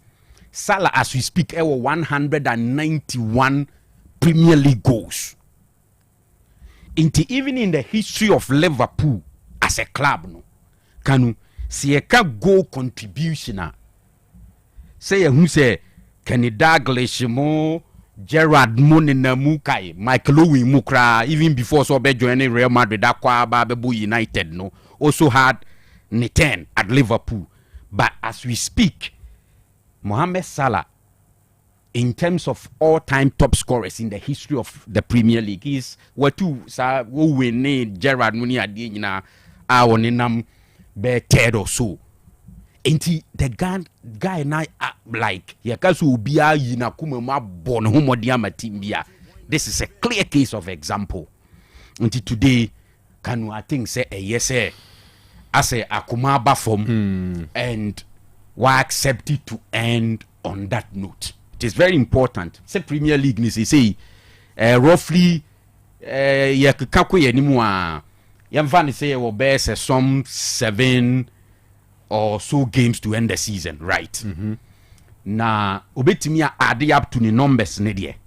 But if you go to Salah numbers ni say in all competitions Kanu, clearly you will understand why and there is that conversation about the era and at Liverpool at the end of the season. I feel Premier League unlike last season Salah hit be 29 goals or so no or just 5 Premier League goals with some 6 assists.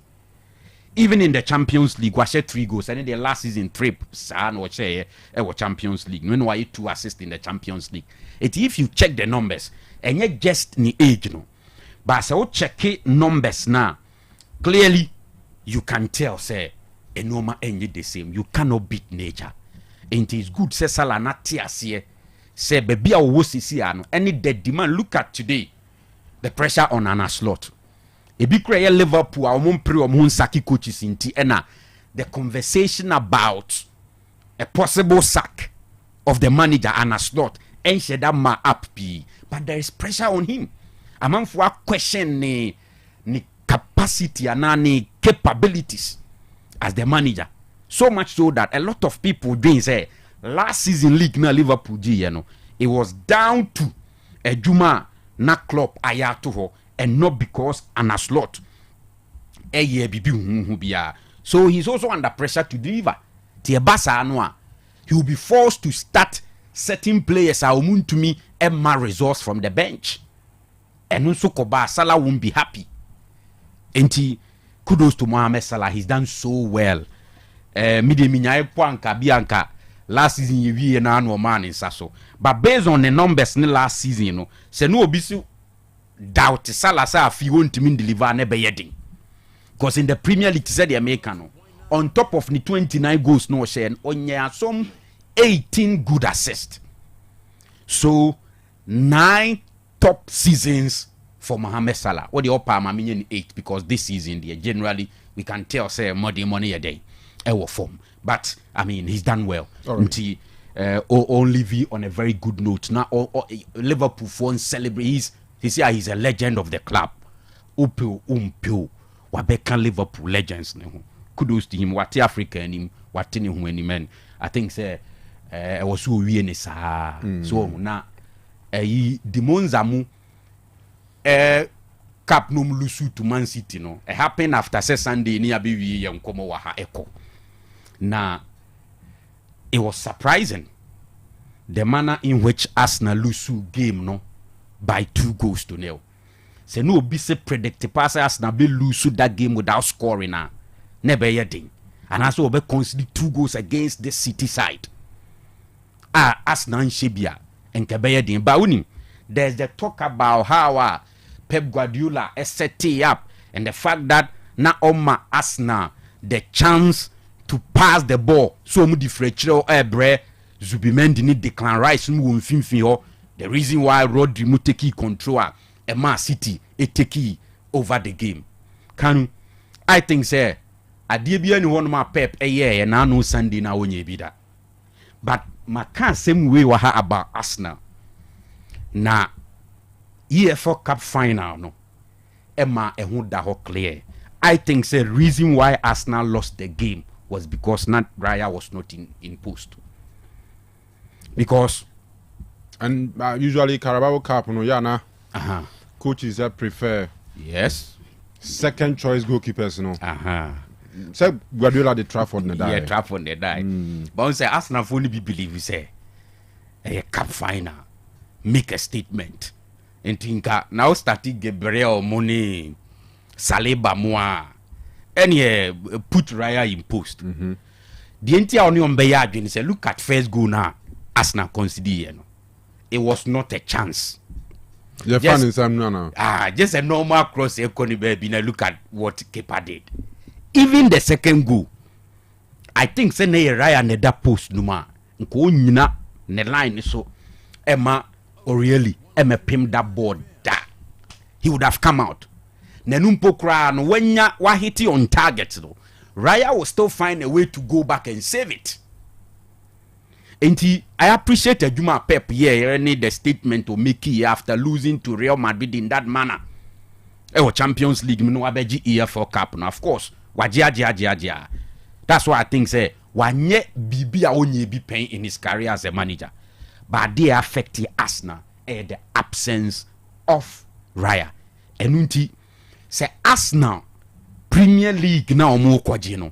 Se be kosa no a Kanu Raya will be so crucial. Arsenal for Mumpai say Raya enya small knock be and miss about 3 games or 2 games. The banners are kept better. And we had the same quality. All right, Kovi. And kudos to Pep. All right. But Raya statement no mun checking Arsenal G League na player of the season straight away Mumfamano. Okay. Na kwa no akono go post numpa. Yo. 26th, which is watching right? Sunday 24th. 25th. So the following day, Thursday, no, be 26th. Nana Joe 10 p.m. There's a Japan wa happy penno. And FIFA World Cup playoffs no starting. The first game be Bolivia and Suriname. Nafi omu bowia yewura efiada no which is 27th no. Ne 3 a.m. Na second game no so New Caledonia and the Reggae Boys of Jamaica. And so they are boyni. Enti omu bowia ne behu the DR Congo mo ne Bolivia mo. So Bolivia kwa do bow immediately. So Congo akwa kudru Mexico on tournament ne koso. Na omu bezi wo Guadalajara. Na ezo mu drew security pa. I think there's a picture here. Why security presence I work on nenya better. Mama post for part in tuoni ade and safeguard the Congolese national team no. Almost through a mention call. Mention growth. But Minim they has me very confident that Congo will qualify. We are very confident. I was saying to me, if you look at line, I was so mama another slot count 10. Yeah, because Congo trained the winner of New Caledonia and Jamaica. The misuro kese say Jamaica for no. Or some quality individual players. Or a lot of England reject for players. I don't know who pisen ka England be free omo. England am free omo. Mu Jamaica. Aha. Mzo Kai Demarai Gray. Yeah. And can number for Everton. A Brentford for defender be. Also ho. And a couple of other good quality players. Mikel Antonio them say Priani adintu ontimi onya accident na ontimi mbebo bi nya adinti. Ono kwa de on count for now. But Jamaica for me kakra for DR Congo. I'm very confident. Omu tijina pa Congo betumi aso omu. Oh measure. Na say Jamaica for no ye ni on boy okay. Ye call peace match or was it UK? Yeah, call UK. Any Nigeria, was it Jamaica? Jamaica tournament in the Obian said and for players Papa Bian hard. Player American as a Ethan Pinnock. Defender for Brentford. Or no Ewo Hobby. Omu Sa a Leicester for player we friend Bobby Dicodovarid. So was our boy no. Onu say Obeba B. Okay, Isaac Hayden, formerly of Newcastle United. One also a hobby. Omo Demarai Gray, the medical bonidin. Aha. All these guys say bad to say. Or meet me a drink a crack. But DR Congo, I mean, should be able to qualify. Yeah. Any As international break here now, teams are almost qualified. Yeah, Gregory.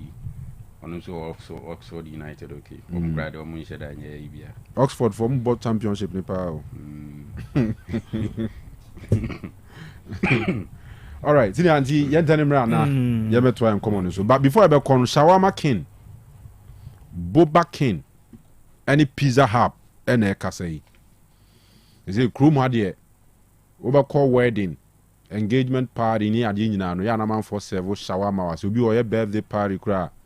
Or several shawarma ni bi ewas here. Intimate information na me fidie so mouth say fitting neko or plans be say obe organize event be a consider a shawarma joint.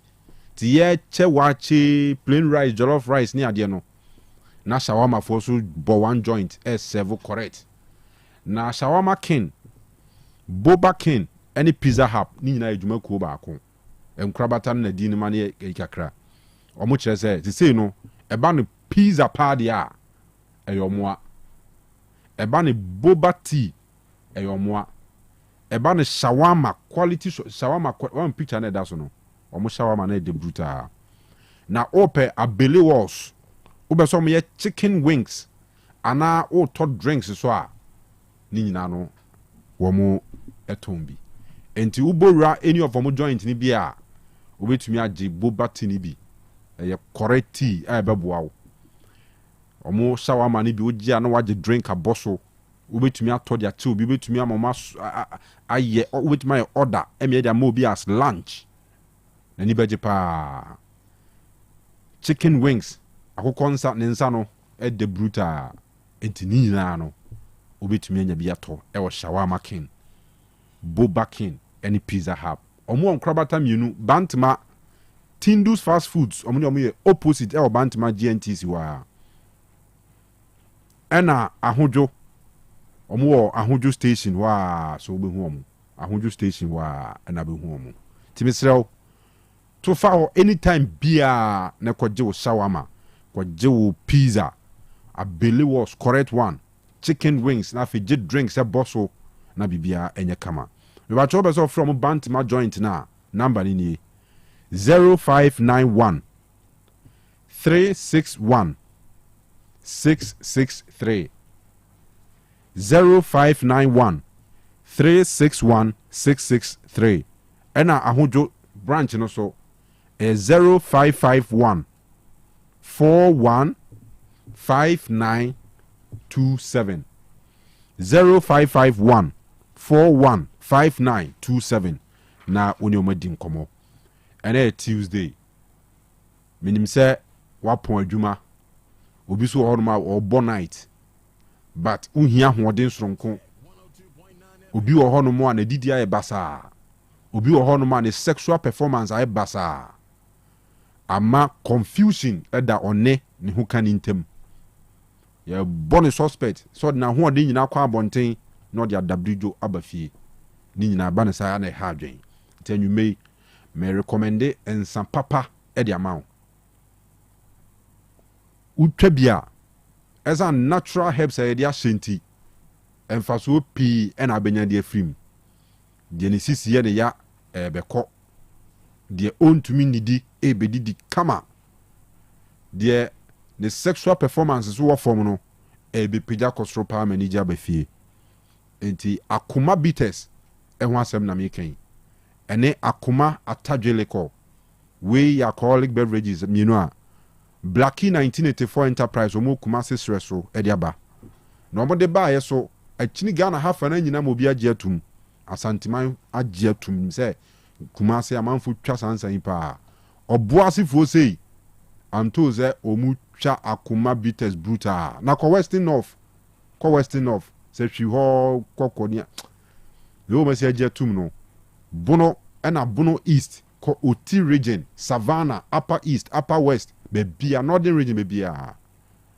almost supply akoma bitters ɛkɔ honom enti mesrɛ party bi ɛkɔ so bia no akoma bitters walasti say worry mo de Easter Sunday wobɛhu akoma bitters how yɛbɛsi display akoma bitters ɛwɔ aseɛ yɛnom ne responsibly tieni ye yɛnom nsa no responsibly yɛnom ɛma ne ntra yɛ ahoɔden so what I say utwa ne kakra me pedi we abrofo si twa nsa gently kakra boss sepo ne kakra ba yen growth we wom groma di haze bibi haye insuo kura say insuo ya de abrofo no mu insuo ya hwe omunum ne keten ba obi to me insuo 2.5 liters 1 liter gura no num ni nyina ukọ bible mu kura o si insuo no ya no kakra. So what she has a quotation that insuo o bible say insuo no ma ya no kakra Islam kra Islam so recommended hadith no you can so bon guru say ana commission is enye onnom like so betimi achem 3 onnoma na wa ma pause no ama pause sane ni musu ba yi kruma de bibia de ye pani wom ohia nsa sa no de kon kom de mia afina we ambe no mun kakra emwa tinia obi akọ kwaye mu akọ ya hwe footballers no omo mu gina park tumrika up and down oje bottle so no musu ya hwe kakra no de siwo so what you say ntino mesrɛ mo ensa no kɔ ho a twa ne kakra wo sepo ne kakra ɛbɛboa wo enye wom ɛntina yɛ ya no ma lɔkɔ dada ɛhyehyɛ wan kɔ na no oje a full glass wom dabi so nya botre no na wo twa ne kakra now even in ensa no advantage wo mu ni sɛ kofi ebia wo pɛsɛ wonum bia bɛ 5 tot ba wo bɔ no wom na 5 bɛ yɛ ho adwuma at once ba bia bɔ no 1 no trans ya 10 15 20 minutes abo kakra sana brofo no nza no ma go it minya kwan wura baabi ye adwuma ni ye enti mesrɛ akoma bitters no ma nya abotre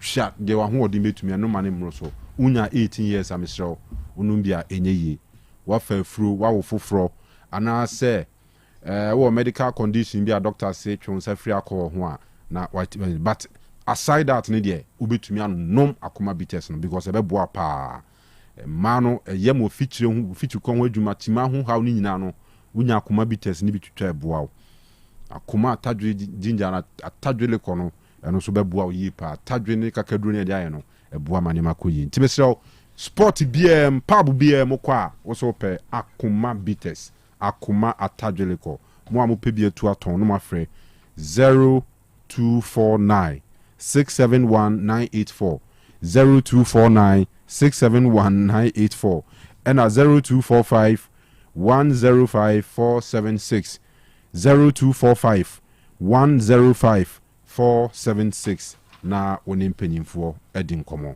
na yɛ kan mu sɛ Easter praise ɛba so on the 12th of April wonim sɛ the next time a Manchester United bɛbɔ match 13th April Charlie ebi wo mu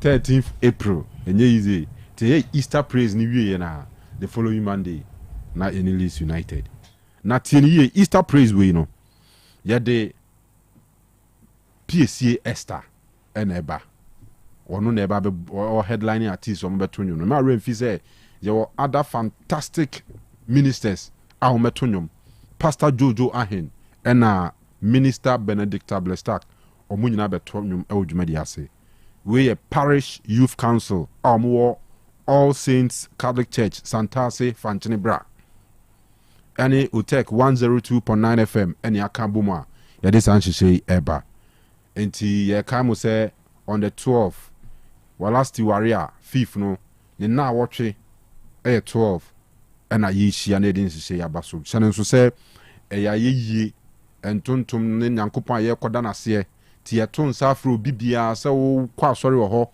ana wo nkwa asori wo ho on the 12 no she watade fita ne fa ankechi fita ne bra ne be nyame aye be enjoy proper gospel music PSA Esther baby ti ma remfi last year say na che so hima mercy na no hye this year PSA Esther ena ye de ne ba enti Easter praise 2026 ena ye de bremo ya na wa hye nso say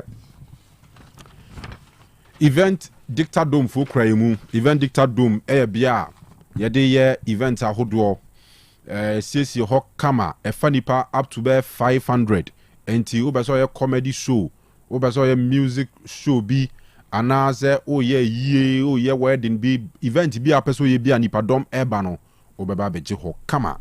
Na ura inside while you're changing rooms or ho, yan washrooms no, nipa sabi, cleaners agent ho.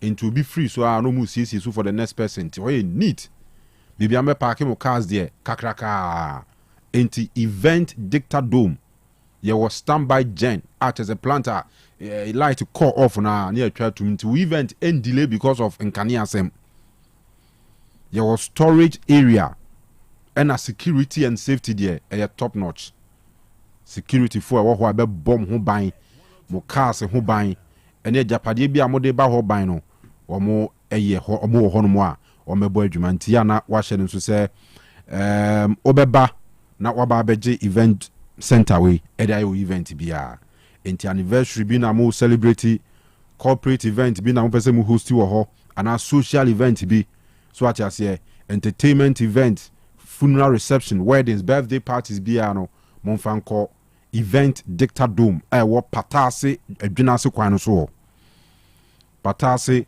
wewuram wo depo ho no ekọ no adwina wo kwadwinase no Gospel Ambassador Church before we do Gospel Ambassador Church no ho na event Dicta Dome wo pese ubuki anaye reservations bi anaye enquiries bi a me ba cho me the telephone number see to ja from CCA 0244 084 684 0244 084 and a 684 and now says 0550 293 645. Ya come so say Jumaku ba kuso ekra yemu amiade Easter praise 2026 abremono a grow fine herbal tonic and ointment. Grow fine makes you grow fine. Doc semen koso ankai o say wonu ato untumi ni di untumi na ya ne na wo se anansi acheme obi a all complain say waye mre wabra wasori anopa man na more menstrual disorders ne de enuntinya to ne din say Dr. Menses na duro no Menses ho hawo nyina sabi chima ho hawo nyina no amanfo adi adanse de bia say obi wo ho no abeye 3 years no nchima da omuni nsada onum grow fine no enye magic eye chese can say herbal contents are doc edi fry I to me sao how no ene to me solve all situation now enti nye magic bia say eye magic bia da bi dem kan so ate ase a enti mesrew wo de no eba o yaw ne di akire wo de no emma kra anaso wo de no emma yie mesrew eye grow fine ene se wonom emma no friend Dr. Menses onya pains after menstruation so a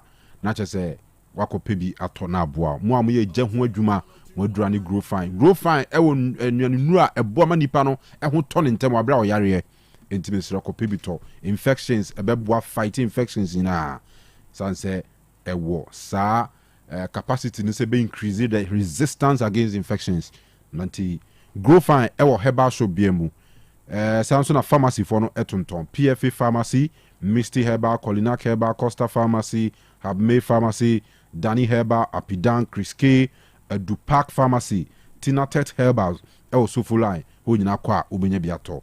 Obuasi for beko Smart Herbal, na makotomu grow fine. Na ointment no so, wasi usisi, ukotoje, wuntinimu na etwetwe ni nyina no odi grow fine ointment na srasra ebeko. Footballers mane nya munro, anase munkun amode besra. Wako training aba no na odi asra. Ebe relax o nerves no honam de be relax kama won so na opa no na ho den de otenase adwuma driver for bankers ni ade mesra mu nyina mo make sure say menya grow fine ointment ni bi na abo ma no metuma kama enti grow fine one doctor eni nkomo e was 0244 596532 0244 596532 grow fine makes you grow fine a digital herbal wo mo nsa no adwuma omo ewo Amakum opposite Bank of Africa wa ena obehu omo. All right, omu nyina kra mu ena the Easter Praise 2026 bro nyame admo on the 12th of April ewo All Saints Catholic Church ewo fanchine bra Kumasi yai. All right, so you better aba ye ba idea come aka no ebeto aso e dia mamo. Aha, Otec 102.9. Otec 102.9 FM. The pride of Ashanti. Ensana nubinasha no manabo. And some pain no. Amuzu bitters. What's it? Amuzu bitters. Amuzu bitters. Mema ahwefo ni etiefo nyina kwa baba Amuzu Beverages Enterprise. Na yedin se bia ba fe no Amuzu bitters. Amuzu bitters aka Atopa 5000 bitters. We yen san edi nubna krojen a how bie ni akiri yedi ahye. Na etiefo a omoteba me hodie. Dudu na beji Amuzu Co Herbs ekoshe omade no no omade ibisu beji Amuzu Manpower Herbs na ma konoa anaso na koshe omunsa enne bakasa inuro mienu nyina bom atuni din Amuzu bitters de koko ha no so otwebi na ekwani de ose ni be masem ahoodin wo fom se otwa 2 tot 3 tot na ahoodin no epeja no enam damrama eni ododua ayedi aka Amuzu bitters winti oba bi ose oni atenka be me bi a ose oni akono ma ne yire onye atwa bi a sa atenka anasa akono no ebe ni enam se de pepre eni hwintia edi afrenti abre insano ne pampana no ase ma utwa bi a enyi wanum enti se ukodwabo bi ase na opese oni so ebo ni so kakra Amuzu bitters why ebo ani so banyi wanum Amuzu bitters to baako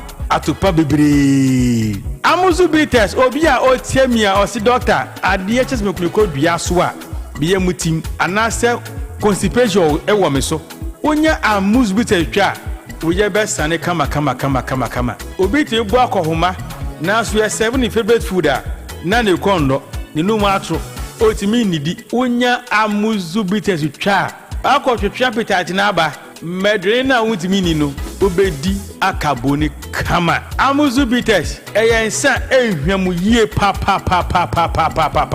enam se nnua na ye de afre ma hoodinti onomu a tipa bia ni akire se metwa Amuzu bitters re menye hangover bibia se ni ho se manom Amuzu bitters ma ade achi hunam ye me ya dabi nnua na ye de ahyen sane nnua emma nipa hoodene ma insechi how setipaye uhubi insaburechi how se memuai ha menye hangover no mi hubi we ya insa minya meka kuduro so a menu akuduro so a menu mu how bia ni akire de otiamia onu bitters bia mu a no dano se na twa Amuzu bitters na yede beba Obebi otiemia owo menstrual pains. Obunisa obrepa no. Onom amuzu bitters. Mesebo so meswa. Boko fitire kama. Insaya meka ho asem ehu nya dene. Ni buoso nya dene. Se dodo pa no petu dia. No aba santasi apampatia. Na wa frɛ na 0247 776743. 0247 77 6743. Amuzu bitters. Koye. Apomode mapade eno ane Hepa Plus mixture. Apomode mapade eno ane Hepa Plus mixture. Unia, Pavi, and the Plaxmox mixture no. Malaria dronana. Ani, say nam sa. Ubeje di sa menim wife nyina ye tested positive. Aye no bie no. Say a malaria money nyina. Am ye nyina ye negative. Ade ho. Won ma wo ye Hepa Plus mixture no. And wodi we nsu aba. Sentia. E wo sa wo immune system. E strong de bia. Enti Pavi e support immune system no. Na Plaxmox no so e tu malaria no gu. Malaria symptoms. Et say etipaye, afiafie, wonu mu ato, anwomre no musa. Achekura 4 days na Pavi and the Plasmox mixer one no to malaria na sekura anya sa dia ko hu doctor fra 0542 778572 and 0542 807907 ma je dure di pa Pavi Plasmox and Hepa Plus nyina apemfo abato mo manufo enu kwada woni mfie du mienu kan o pharmacies na Herbal shop FDA aje edwede nkrato yatum ei opanyi mahwehwe wache se perfect series books here o ma me koto obi ma me ma no o wajajai aboa wo mo se wo tumi kenkan kama wo kabrofo na nkontabu akora de ajajai wonderful Mr. Ghana for GAJ perfect series atomo no de jai no de animdifo na tire wa nwoma bia o wo crèche nursery any KG books bia bi and o science creative arts, maths, RME, history, coloring, computing, OWAP, Nina, a free basic 1, equals basic 6, English, a free basic 1, equals junior high school, near Band combined soa, or Nina B, English, nom, and maths, nom, me say, books to be anywhere, perfect series, NB, Nagias, and Naka, and so I'm a prover into a batter pian kotobi maneba. And that's a way, dear, so could be crab to me, I could chew, I could tongue, how many students who, na, and look at dear, what tip one say she almost has a mock exams, terminal exams, and a midterm exams at the master school. A here one more at to phone call put to a station and crying down so mine. First up, and your mom by beer, yet to books beer for 0243 299938 and a 0540 755 465. Perfect series. Your worst future is secured. Kitima Heba Center. Yana yakofa pada wanwaso biaba esa yalewa ebiti se chlamydia syphilis oba ya wona ba wi ase pacho na se be bonka be ma bi won so a me pacho ono ye wo no ba wi ase no ne be ma ye ketua bi obi so ho a ne de low sperm count obi won ne be ma no bukura akojoto wo hania stroke hepatitis B cancer stomach ulcer obi de kidney obi de ye nakuma me pacho obi so ho no ne chiri kase ye ne ya obi wo ho no ma pa wo yale bi se fabro esi no kwai yale bia me fin se wante se mabodin bia no me pacho ni nyina ye Kitima Heba Center oba e betima sama Kitima Heba Center ye ye adwuma eda adwada akopem memen so wo hwehwe ye na obehu ye ewo Accra anase Kumasi Abuya Kwase pass o frɛ ye number na 0246 91 47 17 Accra number no so ye 0541 23 89 42 Akuma bitters wachimakoma Akuma bitters nie chie nie Driver need it. So to sequence wa. Bibia betumi asi. Enu nti na wasa wo ye motor insurance. Aye ntem. Ema wo to so. Na enya wo mo wani tutu nka wonsam ahohiahia mu. Say a comprehensive motor insurance, third party fire and theft, and a third party nkoa. Provident insurance ni wani daso. Every January kosi March. Sa wo ye insurance wo ye ho. Ana o renewer. Ye chawfua coupons. Ana branded souvenirs kama. Enhihye kakra wo ho. Provident insurance branch bia. Ana ye agency outlets. Obetu so akọ license broker bia ho penchiremu bia for 050-937-4928 and call providentgh.com kaisa wo yankon ko be here Ghana card and adwumako so be here tin number send the nice in just with Provident land you're covered.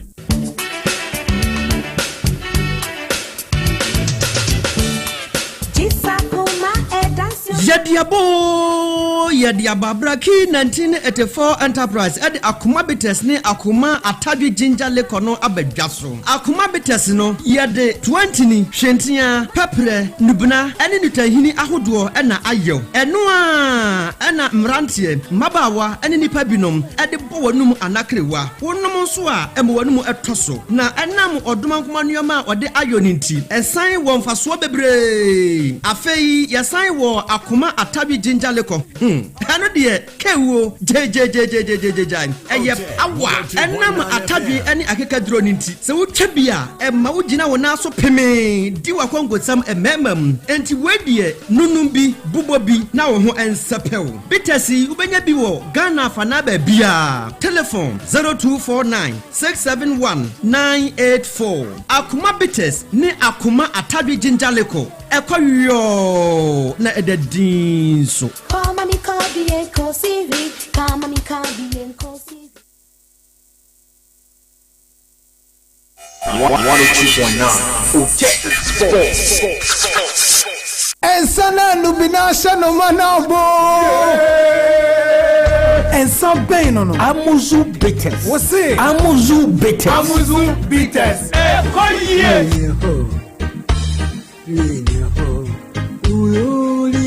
Ensana nubinasha no manabo.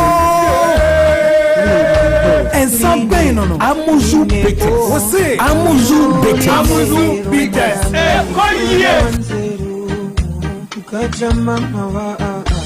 Amatengataje kuseza bakomo kama iwaje.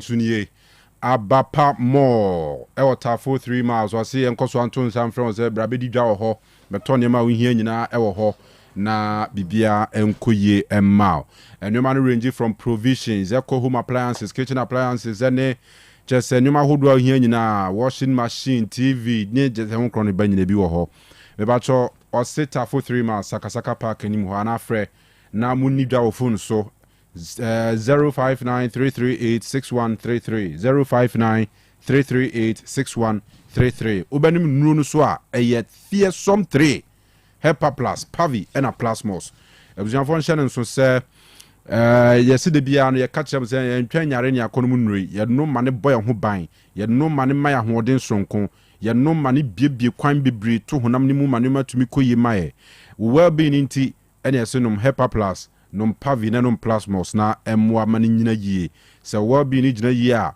wonam na wo kwan ofaso a fight yare ahodo pese attack no entide bia ho den as waje aduro na nso wonye hwe eye Hepa Plus pavi ni plasmos na onom ye no ene gusu akuta omu timesro ko heba shop any pharmacy bia na kotobi Dr. Ben o se menkoso ankao se ye honam ya typhoid fever malaria wonam atenka no wo form why mre wo mpam infections ahodo ni mu die si a HSA immune system and our well-being in form nom Hepa Plus Pavini Plasmos nem pejam na afia hoden emra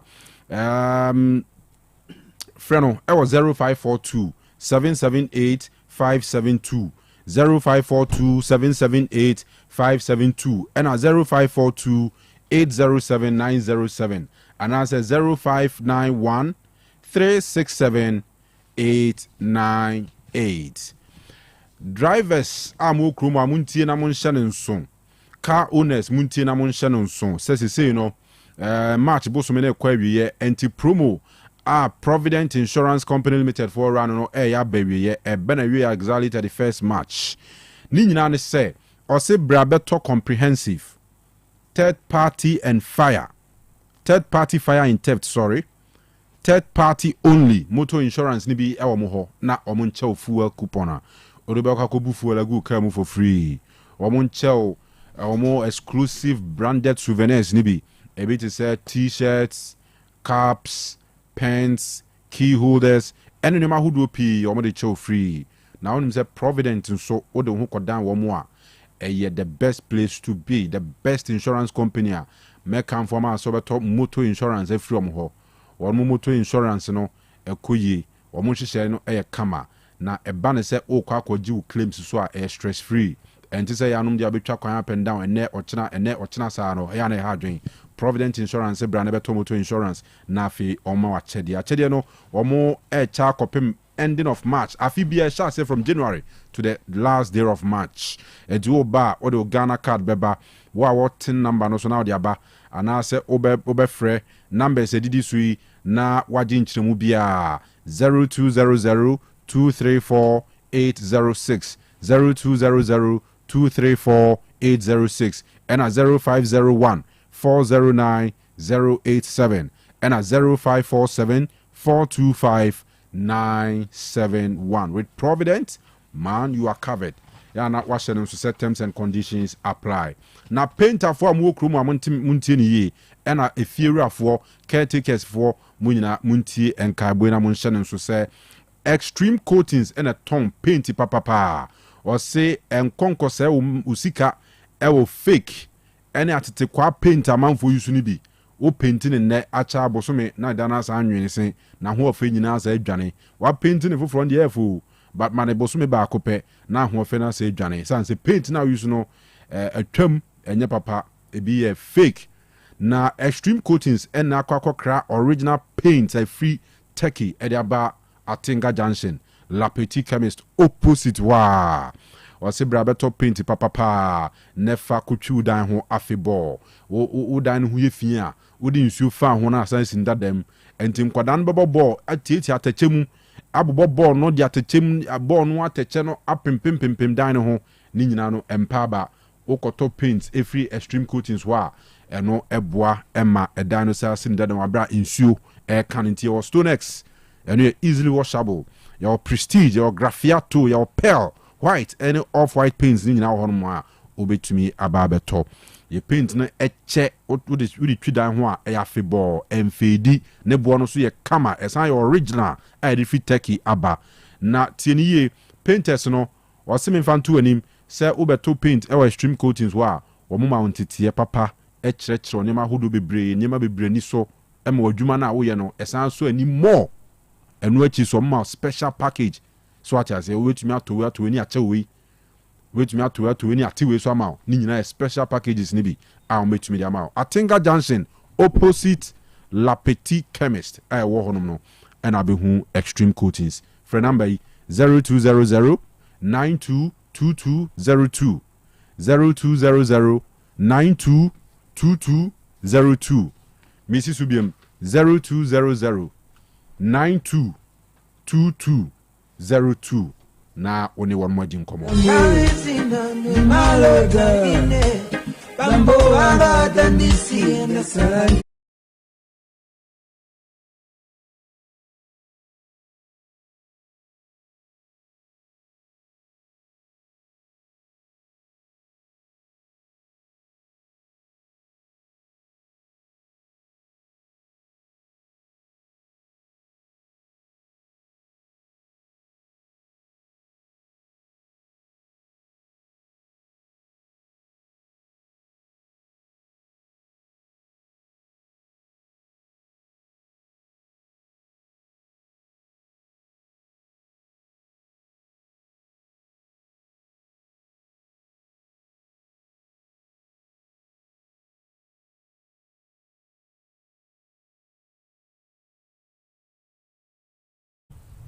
draw with 11 wise no na kotoko so Sanigu Nations so krum ha kotoko ebo Nations no eka poly miensa omo antibi ya santi kotoko omo first ever win against Nations FC ewo Ghana Premier League ni mu since a nation enya promotion by 3 seasons ago na match no eba wie no komo pi ene call so Frimpong Manso say nyamianum nukranie match no de result no na enye true reflection of the game. No, not at all.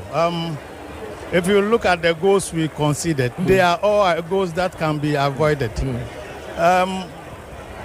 The last, I think, 10 minutes, I mean, we were just giving up balls and then they were just giving us the counter attack. No, for me, I think we make a lot of mistakes, especially in the last 10 minutes. That was why we conceded the 3 goals. Other than that, I don't think it's a true reflection of the game. Now they say football is defined by fine margins. Just right after missing that opportunity from Emmanuel or Kotoko score, do you think that was the turning point in the game?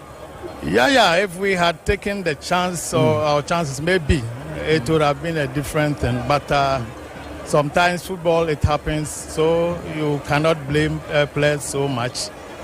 So yes, we accept defeat. And well, after 3 games defeat on the road, what needs to change about the team going into match day 27? Yeah, we'll look at the mistakes and then we try to move forward. All right, we Frimpong Manson highlights of the game. No sooner a chegu away screens. No sooner na Emma Remfi say Prince Owusu ono ye head coach Emma Asante Kotoko no so tre. Eno ma hu do bi akokɔ so before a match no eba so mo ye meetings a wodo Kotoko team ni mpanimfo bebre eba training ground so kasakasa bebre kokɔ so office ni nyina ka ho bi ana ma edomatumi akoyi no mo hwanim say ometumi ato aso winning games aka no e o season mu. We have very good talents out there in our team. A lot went on for this past 2 weeks that we were off. We had a lot of meetings to really come back to the form that the fans want us to be, and we ourselves, we have to be. The boys responded very well, and then I could see the attitude, wanting to play, is very out there. And that's what came up where we got such a result. The management came also to the training grounds as well and boost their morale that they should push it. And I think that was the best thing that happened to us over the 2 weeks. And then we saw a mass change. Some of what you're saying, you're right. We knew if we win this game, things are going to change around. It has happened before with Kotoko. It's going to happen again. So we have to be alert. That we take our training, everything, preparation and everything serious so that we can win the rest of the games. And when we win the rest of the game, definitely something's going to. All right, so Anone Nkomoa Prince Owusu Edituja. Now, returning from a long injury, Emmanuel Kote, ono enya man of the match, one assist, first goal, no, Albert Amoa head on or cross the ball, no, cross the ball, correct, and Albert pim to Atenem.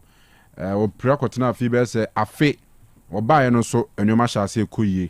In the absence of Lord Amoa, I take you over a bonny year no chess and Nyaje because 1 year there and easy. I feel very happy and being out for 1 year is not easy and I thank God for coming back.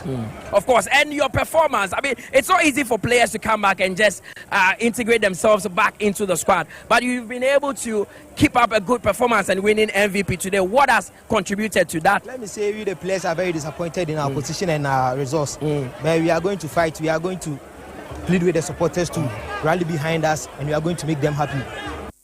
Emmanuel Kote, no. Now, other games, every say Bechem United Eshe Stars 2-1 ewo Bechem. Brekum Chelsea Eshe Karela 2-0 ewo Brekum. Gold Stars Eshe Vision 1-0 ewo Bibiani. And sorry Sunday no. Nyamianum Ukraine. Abranche Feno Michael Nkwa onu su Priakotena nchen kakra. Afi no asamba back to the Gold Stars team. Ono enebenya match winner no Emma Womo.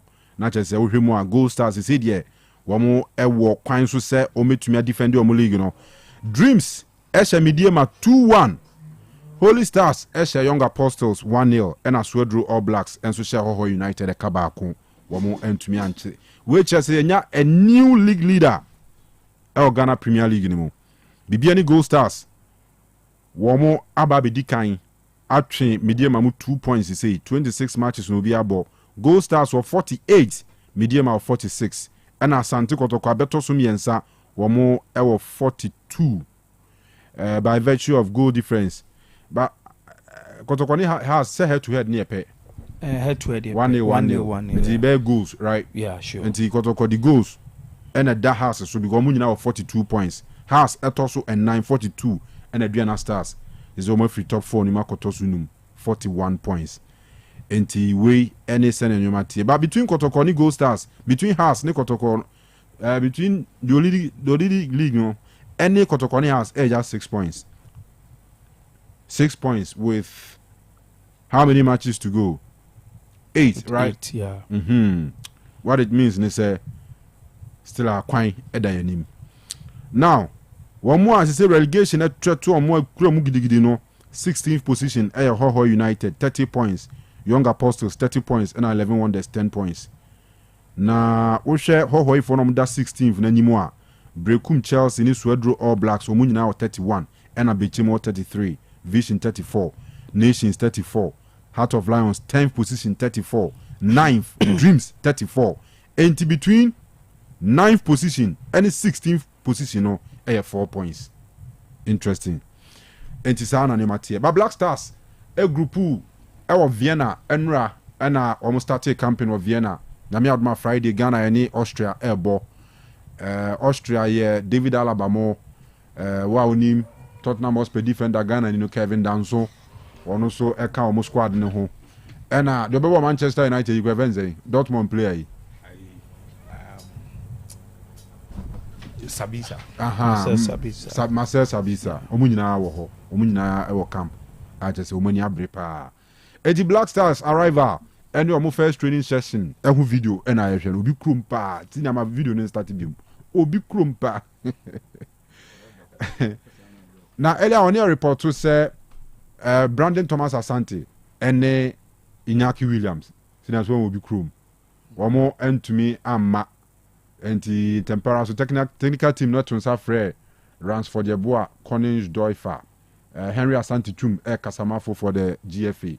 Well, Koningsdorfer is not a stranger to the team, even though he hasn't had a call-up in about 2 years. Well, they have a number of options. Jordan is around. Antoine Semenyo is around. Daniel Eje, who also ended his first call-up, is also around. Kwabena Edu Prince is also around. Aside that, we have Fatawi Shahaku, we have Kamaldeen Sulemana, and then Ransford Koningsdorfer has also joined. So we've got varied options to choose from. So that is not going to be a problem at all. He was with us during the Cup of Nations in Cote d'Ivoire, played a couple of games. After that, I think since Otto came, this is his first call-up to the team. He's a known figure in the team. He's represented us in one tournament. He's had a number of call-ups for qualifiers as well. He brings different varieties of skill sets to the team. He can play either on the left, on the right. He can also play behind the top striker, and in difficult situations, he can even play as a center forward. So these are the qualities that he brings to the team. He can operate in the front 3 role. He can also operate in the front 2 role. He plays on either sides of the wing as well, and so yes, his presence will do a lot of good to us. The coach is weighing several options. He's looking for players with different skill sets. He's looking for players who can give him options either, on the wings or in the attacking third. Wherever he's placed, he has the qualities to perform. So that is the aim of the coaching staff. He is also not new to the 2 teams we are playing. Most of these Austrian players play in Germany, and then will also play against Germany, where he was born. He's been in different leagues in Germany. Now he plays in the Bundesliga for Hamburg, one of their top players this year, having featured in 26 matches and scored 2 goals. He's also scored 1 goal in the German Cup. So I think he has the quality to push for a place in this side, specifically for these 2 friendly matches. All right. Henry Asante Chum, I don't know. Dimonza? Yeah. Where? Okay. My main shots here from Kanu.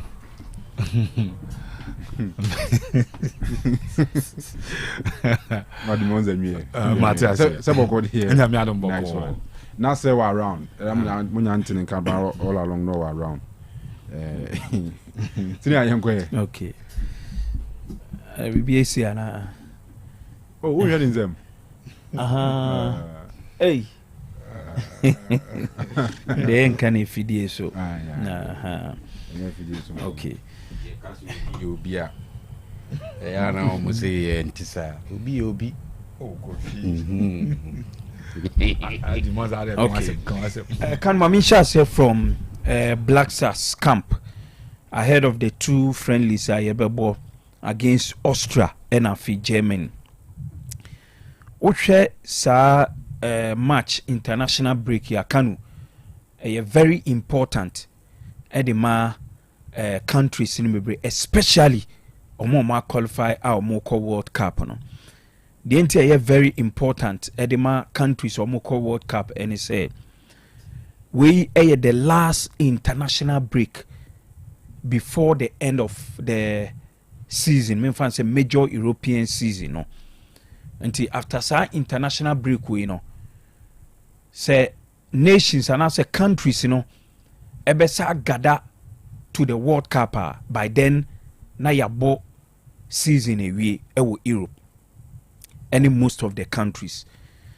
Until we ebeye akwenya edi ama coaches omo edi omo countries ebe ko World Cup no sebe ombetimi enya a fair idea and say knowledge of omo players omo be from, because after we omo bo friendly sini we are omo call back to omo clubs the next call up ebeye the call up omo beye no omo they are prepare for the World Cup.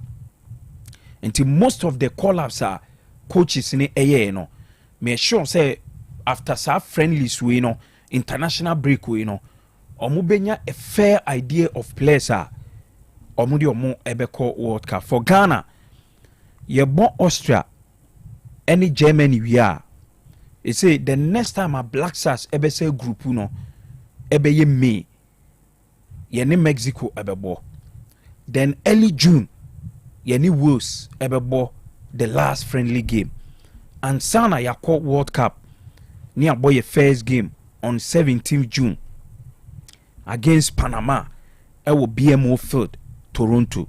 Into a very important 2 games and a Black Stars team no ebebo. And yen him say the 2 countries are any omo no equally omonso be yusu e they are prepare for omonso various World Cup opponents omo ebeshia. For Austria no ohwe omo World Cup group na omo ne Argentina, Algeria and Jordan and the same group World Cup, which is Group J. Until at least the friendly game omo bebo against Ghana no ebebo omo in their game omo bebo against Algeria at the World Cup.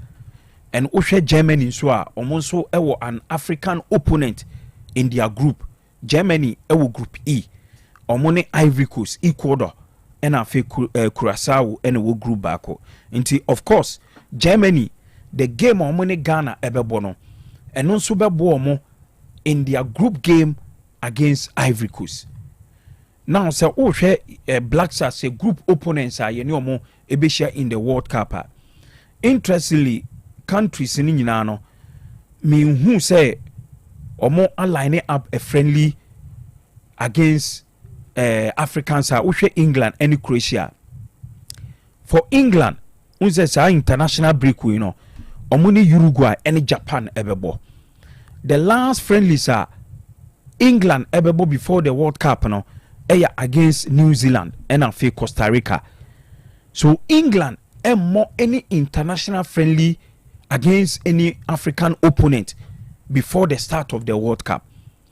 Same as Croatians were almost international break we omuni Colombia and Brazil ebebo. Then in June omuni Belgium any Slovenia ebebo. Into Croatia and and line up any friendly against any African opponent bia. But Panama Kanu sa match break omu 2 games ombebo nyina against South Africa. Omuni South Africa ebedi kabo Durban, and then omuni omu besabo in Cape Town. Into omuni South Africa and ebo sa 2 matches sa window and I say international break him. Then Panama for last friendly ebeya against Brazil on 31st May, and sana omo first World Cup game against Ghana so etimi abaso. Now to the game ayene Austria ebebono. Kanu a very important edema Black Stars team no send a medical account because say you per se you a fair idea of the team ye de beko World Cup na me sure say the game against Austria no ebe ma ye hu how your team no ebetimi a shape up because the Black Stars team currently one Kanu yaka about most of the players epra how mo ebi nso bebre na no ukọ omu teams enya ade a omu enya playing time e wo honom into the game against Austria no very important especially for Otec Ado and the Black Stars team no and unim say Austria so already we can ball omo key players bi omo David Alaba and omo captain and then Marko Anatovic and omo vice and also second captain na Marcel Sabitzer so no of Dortmund omo third captain tino we share omo players no more very good players uko Europe Kanu most of them enya more playing time and then most of them also no perform very well for their clubs and also various clubs and omo coached by a very good and then experienced coach one kasamo former coach Ralf Rangnick who's a free Manchester United since 2022 no and oko Austria and he has been there for about 4 years and we're building a very good team at the Austria for now no omoba World Cup ni biache before some be qualify for this World Cup no Kanu the last time Austria ever World Cup was in France 98 and omo free mu group stage since France omo qualify omo call Japan Korea 2002 and then Germany so omo qualify omo ye off South Africa 2010 omo mabi Brazil 2014 so no omo ye absent Russia and 2018 absent and then the last one called Qatar yeah. no omo ye absent until since France 98 omo free mu group no this is their first World Cup until by 24 years but in those 24 years Ghana so akombe bre until no Austria for no so will take this game very very important sabe omonso be prepare for the World Cup game omonso ebebo against Algeria until a very good game pan ye me sure say enye about the scoreline ni bebre but ebe about how Ghana you be prepare your team you be shape your team no ahead of the World Cup going to the World Cup in Kanu me sure say Ghanaians bebre na ye di kan ka so mu nche de ni gidie e Black Stars team because of how your team no more of a depleted side because a depleted side some of your key players Epra are omunya active for now some of them and so uko various teams omo enshede nya more playing time into a very good game at the Otec Ado and me opu say ye betimi enya a very good game sebe ebe my a fair idea of how your team no ebeko for the game against Germany ni de me nim say I mean on paper Germany for no ebewo ahead at their chain but sene maka no sa international breakaway ebe very important at the Black Stars team no going into your preparation for the World Cup then to the league matches na Kanu your boy no oka say yenya new league leader ampa osha since our league started na around week 1 week 2 mediema and a top group and I say omo top league table no and Heart of Lions so ebe shemu week 3 and week 4 and omo so e da top if you wanna mediema sa take you over ebe da top kakra and Adriana so aba move from week 8 week 9 edu baby na abeye Adriana ba na mediema ba Adriana ba na mediema ba until some mediema ebe take over the league top league log no since week 16 and Kanu mediema ekoda top omada top week 16 and just weekend ya no Go Stars ebe 2 for 10 weeks na mediema at the top of the league and a Gold Stars about the two. I'm more bottle league now. And Kanu, we crown I was say teams are almost fighting for the league, especially say from Gold Stars, Omwankasa Mediema, Kotoko Hasufolk nyinano. I was so omusue bibi from Adia ato Mediema no. Me say me hands and I me Kotoko. And ya dia me give you up. Say be a league, mintimi angel. The entire makers and said this is a Mediema team Kanu. Omuko unbeaten 17 games. Mediema equal unbeaten. So guys after we 3 omuko lusu to Karela no. Mediema en lusu game for 17 matches. Na Mediema en lusu ye. But all of a sudden in the last 6 games Kanu almighty Mediema and we need a game in the last 6 matches, including the home games are Omoboye against Adriana and then against Hohoi. And it's a almighty Mediema, because say almighty Akanu in the contest that Mediema a team a Ghana ha yenim se obeda league table sro na ope league ajia bibia wo football mu bia no in the contest of Ghanaian football no efevo mo.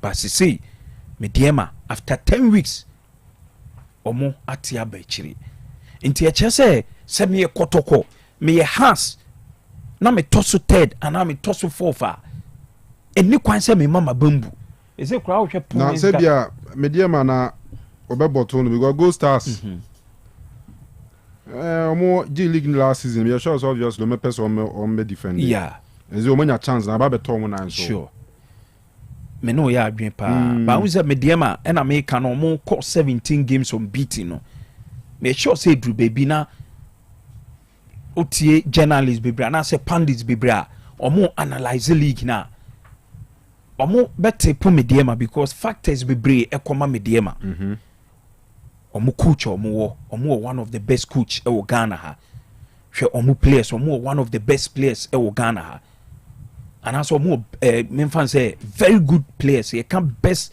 players and I say good team Mediema e will be recently omo benya sponsorship from Goldface on Takwa Damai Emma Yeka say is it Goldface official sponsor okay omo call Africa no omo support you omo kakra uze omo trese at some point now say omo focusing on way no stadium no and that was it okay but omo the recent sponsorship omo nya say omo 200,000 uze e ma nipa bebre na ka say with that sponsorship na Mediema enya no eno kwan so be say boost omo one once intense say Mediema e be ko 6 games na omo win ye nti e che say eto Mediema e betimi ato Gold Stars all right e betimi ato bia nti the top 4 teams no me break you there but I think this conversation in nyina abam no how consistent Gold Stars momaye the Gold Stars here or that Chelsea abrochiri na so musua bibi free ko via musua bibi free Gold Stars coach no and I say how good kwesi adum asia manage Smith no was o buy ni nyina na man nyesa it was like when a very difficult start now results no that good but I'll take it off no on her nechi win not draw back could be abam win chase Mediema sa ntimunya botrema Rosini that is what I'm saying say win no cry you home mo away no win we more win at a say obai na second was before Smith no Okotra stance no hwe bi but omo win is on the day he was not in charge Swedru one all Blacks when you have some decent away results I mean say no what you draw cry yeah Swedru better first it musia Rosini say Kotoko ne has different so mabambu how many points be say Kotoko has for 42 yeah say 6 points 6 points 6 points bibia bit me na mechem say how consistent Mediema Gold Stars here na my discussion in spite of poor run na Mediema for enya no say Gold Stars is consistent and Castle Mediama may have the opportunity to lead the league. And the Kotokosu Bambu and now Bamuno. And yeah, words of encouragement we are a Jumana by your park and so on. Sekotokoye consistent with the results and has here consistent with the results. And you can say this a Gold Star SS level. But consistent, no consistent or the league in the back. So yes, I agree. Gold Stars here consistent, you know. Mediama are consistent. Into Kotokoni has been to me consistent. Hoping that Gold Stars now this is more material consistency. Oh, some consistency, but in the last 8 games. And the whole season, the moment of picking the consistency. That is true. But like now, can I make them person stress on there? Kotoko and I have so mumbu and I'm a resource. Yeah. Into the technical teams of side 2 teams, you know, must show consistency in producing good results. It doesn't mean they will have to win all 8 games. Sure. What we winning in a fair deal. It gives you a better opportunity to win the league. Yeah. But anytime a Gold Stars slepo, now also slepo, or we need no winner, it will not change anything.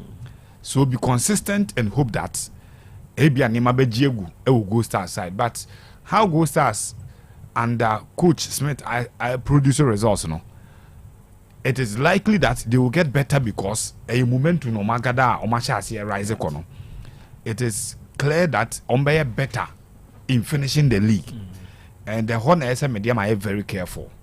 Sa Mediama tanko started say onya sa resource no blipping form. I say na jigu kakra na mu apija.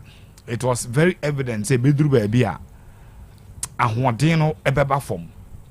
But Gold Stars a picky at the right time. And a Mediama so adepo at the wrong time. Menka say a wrong time for them to dip because only the league near do photo finish period the EBG league no. Now fena or resource nesi ni trasi. A team that went 18 clear games without a defeat in the league. Now for the next 6 ne do any no win kwa wunya bi. Wotina fie na wabo draw. Wotina fie no lose game. Okwa away no akwa ko lose in the fashion of lose games and that's more drop results now. Very likely that you may not have that championship attitude no. And the man is difficult and say Gold Stars are current champions of the league and are defending champions. And it means that a lot of the players have tasted and know how you win the league because the last league I'm the winning here. Mediama squad here away. Minimum of head. How many players are on my survival squad no since we win on my last league no? But many from moi Felix Che, Derek Fojo. Derek Fojo no can once on the league no. Yeah. Okay, because Norman K was also part of the squad. In the Champions League no boy. Left back Koko, right back Koko. Suleiman. Yeah. So off head 3 and I say Akai 3 wahanum. It means that say Drew see a winning league now.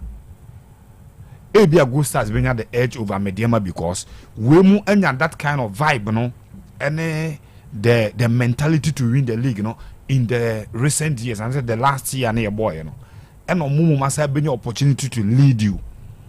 And ho and a Mediama, a best sweat pa to win this league. So I'm bet must have that top bima, but Gold Stars a was strong team, a very good technical bench, and the results no produce, you know. As a Mediama mum the head the league consistency in the winning. Gold Stars ne Mediama so a showdown in Takwa. Yes, I give me the be interesting pa showdown in Takwa. Showdown, but results no, and I said 2 teams no form ne krom say and say on the ball league no draw Dance Park. Yeah. And Dance Park at Takwa Gold Stars storm in the FA Cup and Mediama kwasha you move from FA Cup no, and I can league now possibly a bit my a decider between them should team see keep on form a chroma. But the Western is and I said the other side na Media man say on non performance in Tracy and a Gold Stars the Nipeja. So who knows but showdown a week saying I think the next 3 games. the next 4. 1, 2, 3, 4. Until the next 5 games. 5 games. Yes. You be winner or 3 games. Gold Stars ebebo Karela. Ewa we. No abo nation say wo home. No akodoma. Now we host 2 Summertex. Host 2 Summertex we are then no akọ Takwa. Okay, until 5 games away. Yeah. Any Mediema bebo Kotoko next 3 games. Right? Yes, Mediema ne Kotoko next 3 games. Next 3 games. In between, so and likely say FA Cup. FA Cup. Sana was uncle Bonti. Go Stars benya an opportunity to rest when Omofri League FA Cup. But Mediema benya assignment, benya a date to play in the FA Cup, and Sana was a ball side decider.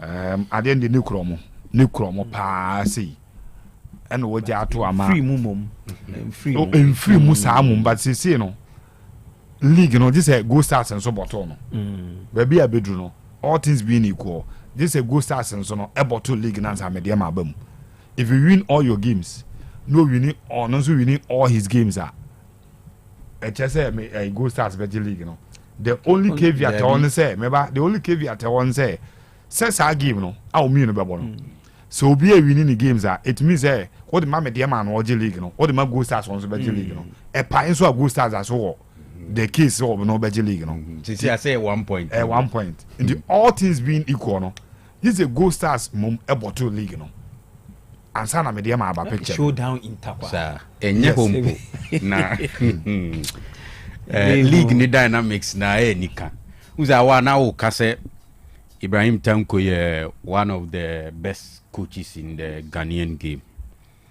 The profile there was through because of Baby Unyan and TTA Free and the fact that why assistant coach for the Cameroon national show. I'm going to coach be German coach be. Is it? No German coach. Sir. Okay. Why assistant? Okay. Mediema sponsorship Anglo Gold Ashanti. Anglo Gold Ashanti. And I know you're different from Goldfields. Goldfields, yeah, sure. In America, because Goldfields they see in a form of sponsorship. The money Mediema ni. Maybe in the Anglo Gold FC Ashanti Gold for. Okay, we are Anglo Gold Ashanti. Edua Prim. Edua Prim mine. Inti Edimunza now Ibrahim Tanko asema okay. Ni profile ni was through Mondio. But Ansani is best celebrating as one of the best coaches in the Ghanaian game. No? He needs to come to the table with something. Onibibia as we speak. Onibibia and untina a few a year one fine opportunity for him to write that statement because look they met your man. The ultimate was to qualify for the Olympic Games. Yeah, you had the opportunity to go. Yeah, failure. Okay, from a duet sapon time near Bani Adia. And Accra Lions or Obetiki over Accra Lions in terms of the way Omo body, Omo departed from it. Of course, Omo the referees say there is a scheme against them. Omusuya last season and sana. Even before say Mr. Ibrahim Tanko ebe free ono. Na omu position on the league log no nye papa. Enti ebra mediema adwuma buy na me catch and say a opportunity for him to make a different statement. Because the way baby e de neto no baby ehunu because of the background in coaching ni ade no. As a nanse adwuma wa ye nyina no enkyere ne level no. Enti afiwe league no that's so the opportunity because Go Stars any Mediema encounters Takwa there it could be difficult but in most cases Mediema winning the day. And if you look at dynamics no league table no so it is still not over see ya ye kese on and no manner sesam komona sesam ye bo Go Stars because Mediema failed to win 2 of home games. Enya away mpo because here can say Mediema about 16 games without any defeat near Adenya na omo just 1 win. I think 1 or 2 but I remember I said 1 win. Mediema in the 16 no. Yes. Away na American. Was it Karela? One Karela the Omulusu. Sir. Yes, the win was against Hohoe. Okay. No more one away win. Say match day one almost share Wenchi younger process. Doma. Ne Doma mo. Omo kobo game no Doma. Media man some na ye kan. Abo no Doma. Omo what come last away win. Mediema Carella, Mediema, I think Vision, right? I'm going to say Vision. Vision on board. Yeah, I'm going to say Vision 2-1 from a go down. And if you look at time now, near Casa Mediema Bob matches be 17-16 game near counted without a defeat. No, now away games no draw near more. Draw against Gold Stars in BBN, against more. Holy Stars, Elfie. Kotoko Kumasi Mediema ni Becheme o Mediema Takwa against Adriana Stars or Doma against Hohoi Ensu or Hohoi and Samatex around the same time no na Takwanso no mo pikima o mo piki wins no ofie pa enti sa penalty na Mubarak MSC no against Adriana I mo lose 3 points board draw no. Any they happen against Woho United and say no. Senka media map pikis are 2 wins na and can komono and to say the Kanu wahe. Enti sisi adie uze mathematically cry you can put in has kotokomunina.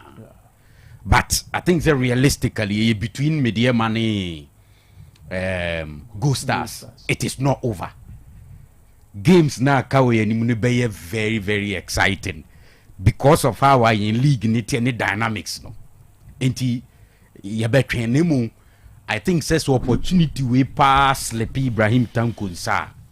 E beche pa ansana ebia wanyasa opportunity need to make that statement. Ebia league ni betimi aslepe na we win FA Cup because that's so FA Cup ni. Dan se ombo wi kura mi hu no ha ba bi na manko ni nche. And me sure say unyane the other way round momo akobe pe league no e chen FA Cup. Yeah, sure. Sakra na medium afo ni pe because they want to play the CAF Champions League. Enti I think say moving forward there was say home games ni mo and ye hu adwuma yi pa because as for managing some draws be away there it is possible depending on how our system ni ko. And I say na dreams ain't me afford to lose the 3 points and also split it because almost one position is said that it was always a difficult game. League na exciting.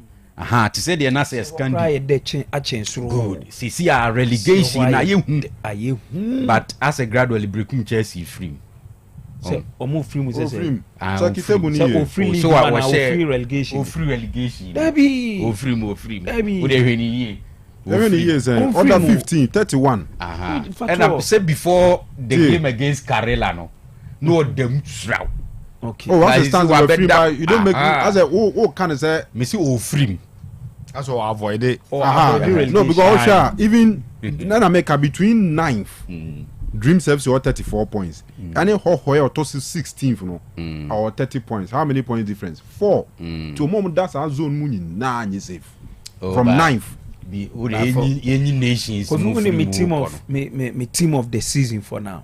Basake Holy Star for now and I made it for now. Go is a Holy Stars for Kraso because how maybe do 36 and it's a many and the Moakasa or move him no was ropa with Johnson Smith because the one has defenses go move him now defense 12 so move him near so no on and off no but I say move him no what say Johnson Smith take you and Holy Stars no more that form crowd I tell you if you move him that form crowd I'm moving to be free and I say I'm paying on in tran cobra no who's that I'm very if you say at a point in 11 won the scrub da sro chain Holy Stars. Yeah. Johnson Smith, yeah. They started league. I think after 8 matches, as 9 matches, no more 2 points. Yes, no more 2 points. Nenya cry. But especially how we home. The Johnson Smith. The issue now is on paper and you're on the year, Jumano. I say what on paper one year. Now say no. Say you didn't manage on the year, but you are recently no. Just last week here, Mukwe lines is no. No, listen okay.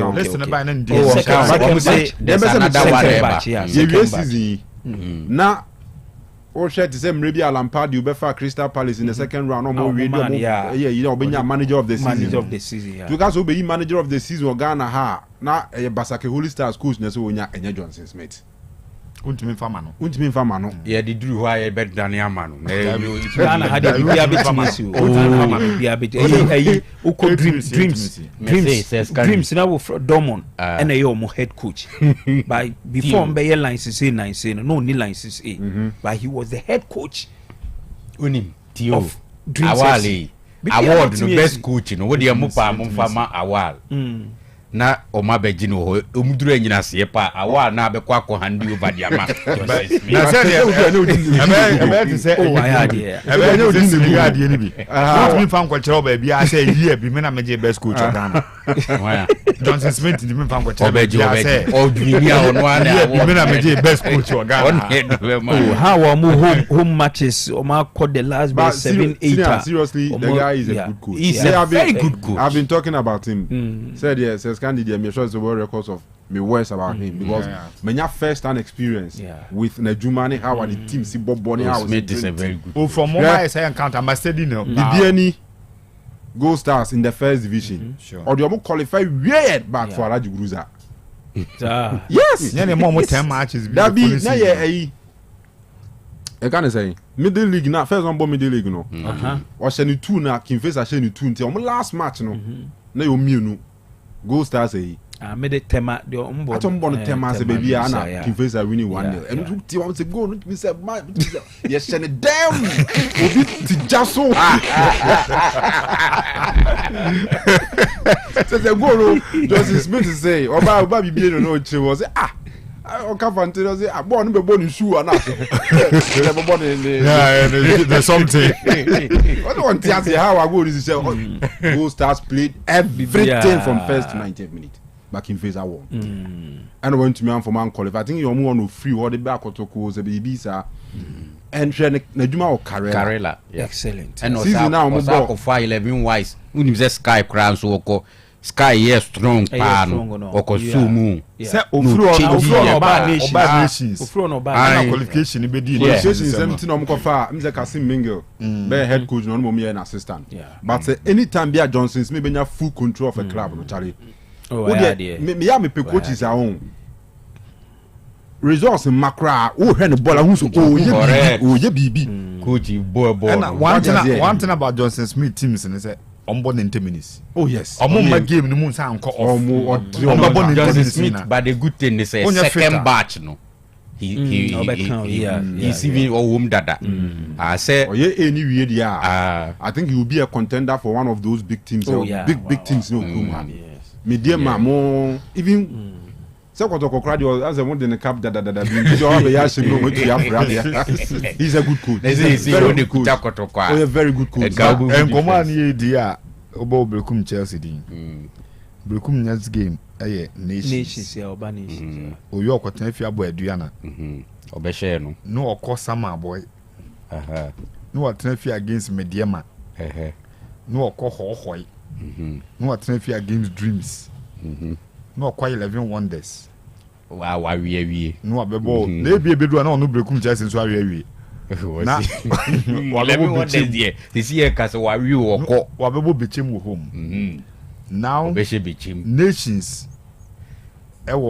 they were in some fine element before Kotoko Eshomo na because match na ombe lusu no Blekum Chelsea ni aduana Bruno Derby de na emum Golden City but aduana nya top 4 na obebo papa Blekum Chelsea relegation. Oh yeah, uncle. Chelsea idea be born the last 3 games, you know. 3 games on na. The last 3 games. Sama boy on betiato. There be to boas depend. All right. Tia. Tell about how. Na ho musi weekend on be ball mu game no. Ho wa. All say ya ban ni omo. Almost a ban. Ya ban ni omo 4 matches bi. You find omo 30,000. Oh, okay. But me say the original official fixtures nearby no. And a house so I move back to Accra Sports Stadium. Yeah, yes, so I'm zombie in CCB. See, no crap and say whoever. You see, sometimes here now you can't say you people feel say you out of hatred near there.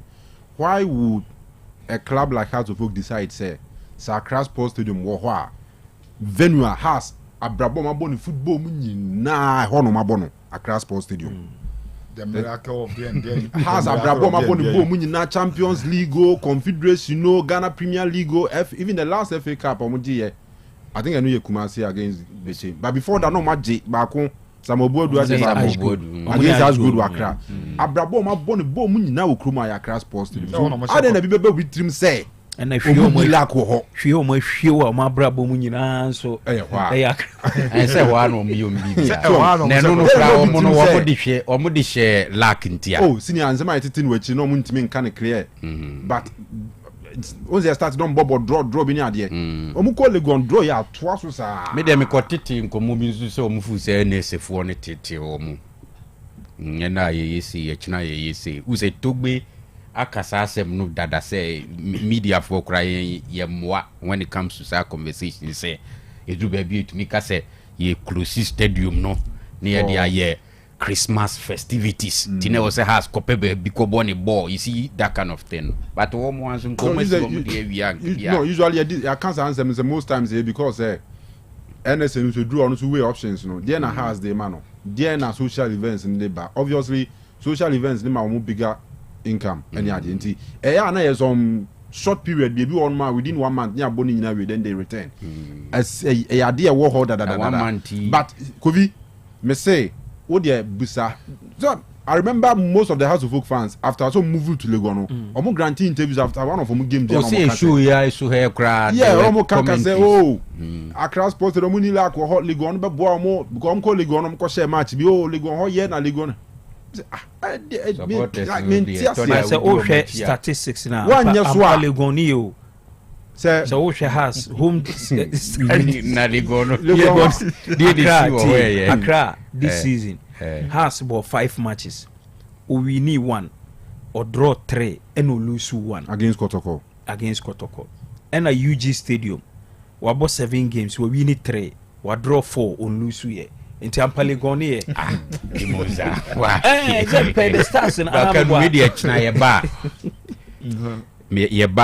I want to come and debate Henry Asante Chum. And also be debate the argument he's putting in for Konisdorfer. 2 years ago, Omisa Omechre why the same argument. Yentimi Nyema Atekumi. Abetamwa Eche Dogli Peter Midua kwanom ne Hibeja umone babu abububi ka ho mame was utimi bo front three no bo front so me boye ya na me check ni numbers no wo yi obi I see ye pe obi obetumi ye ho kire ya obe strike ya ma ye pe right wing left wing okuta 4 goals pe. And I said 1 assist to said 4 goals in the Bundesliga and Nicholas Jackson was Bundesliga ntina muhu ni sa Nicholas Jackson was na say Nicholas Jackson wonya bi mo Nicholas Jackson nya bi mo obi boss for na Konisdorfer o Bayern Munich wonya bi mo because ho no move back level ye the coefficient na ba Ghana League be enti kure wo mu ni say ya na ye ka ho asem ni say e Bruni kuro Bundesliga go back is equal to about 10 Ghana Premier League. How they emphasis Atekumi Dabi 10 there. Happy 5 Dabi 3. Hey 3 there now they ban Portuguese league there you know. There. Okay, Ghana go 3 now they ban Portuguese league. Na Bundesliga ye ho ye. Who's choose 3 say be average you know. Atakumi dia na Bundesliga nye Bayern Munich munko a omu wiasa na fadot woni Liverpool aho 2 aho each go 2 and all count rankings and leagues now all can 1.5 this all for Portuguese league near 1.5 but it Ghana the okwa ha be 0.6 o enti say Scandi Konisdorfer ya ye hu no ewo Cote d'Ivoire say Abetamu ene kobo sabo no Cote d'Ivoire na Atekumi ana Eche Dogli ana mia minipa Ajete Dream FC captain sorry Vision Ajete ai ana no de yi ne me name lab in a kobo mo ka o ayo baby ani but the boy ko che Michael Nkwa oh yes I mu go but there are good players in the league as you local player ko Black Stars no obo baako na amfa pe a ye mfre ni biem and I man the chance biem only the difference local player no e ko na amfa on say the onim ya no but foreign player on timban say o e bia day no na amfa na utimi ye day no ni sa na yes Entino me media I will put in me. All right, senior. Yes, argument for the local players. Okay. No mo so moye. Cause I say Peter mi do akwa me kan ho we say fine winger in the league. Sunday no. And I am in. But was say chance bi. Esa na ye no. Ye ke bi amam na mo ma adwuma na ye di amaye. Anyway, you bury that ball. Yeah, your birthday kakra. We the birthday of Gifty Osei Mensa and a Gifty birthday na down for I friendly Tracy na diaba say young wishing a happy birthday mano and to Gifty wherever I will be ano wa down for Tracy also a very special happy birthday it's yen na head in pabota which is abrabono nyamedi munshira wo hia nyina bema na bibia aye kama. Happy birthday to Charles Ousu Ansa, aka Spider-Man of Crowfroom. I want Charles the Kutan Award no. That is or heavy pa. And Charles, yami shrapi, yami nyokesina fe on pa. Happy birthday, big man. Happy birthday to Alvin Ousu Ansa Aotetafo. Okosuku our Revival International School from O grandma Nana Agata of Tafo and also we show happy birthday to Charles. Sorry, Alvin. Yeah, Alvin. Let me sure be brave, big man. Alvin, or heavy power. We any chain now. What to now? Being conscious, or heavy power. All right. So finally, we're the birthday of Ohima Esther, and Ohima Esther would na. Bright and Odiaba saying we say Ohima Esther a happy birthday to Ohima. Maybe I will be a bright someone I would have power strain. I'm sure so county. Have a wonderful birthday. So yeah, you may share and I for the account also. It's international breaking tea. Yes, birthday no on beti media ba. On one of the family is on beti media ba. Me ba so me ba bi chirim. E tramba me ba bi chirim. We gradi yanti media live goes on.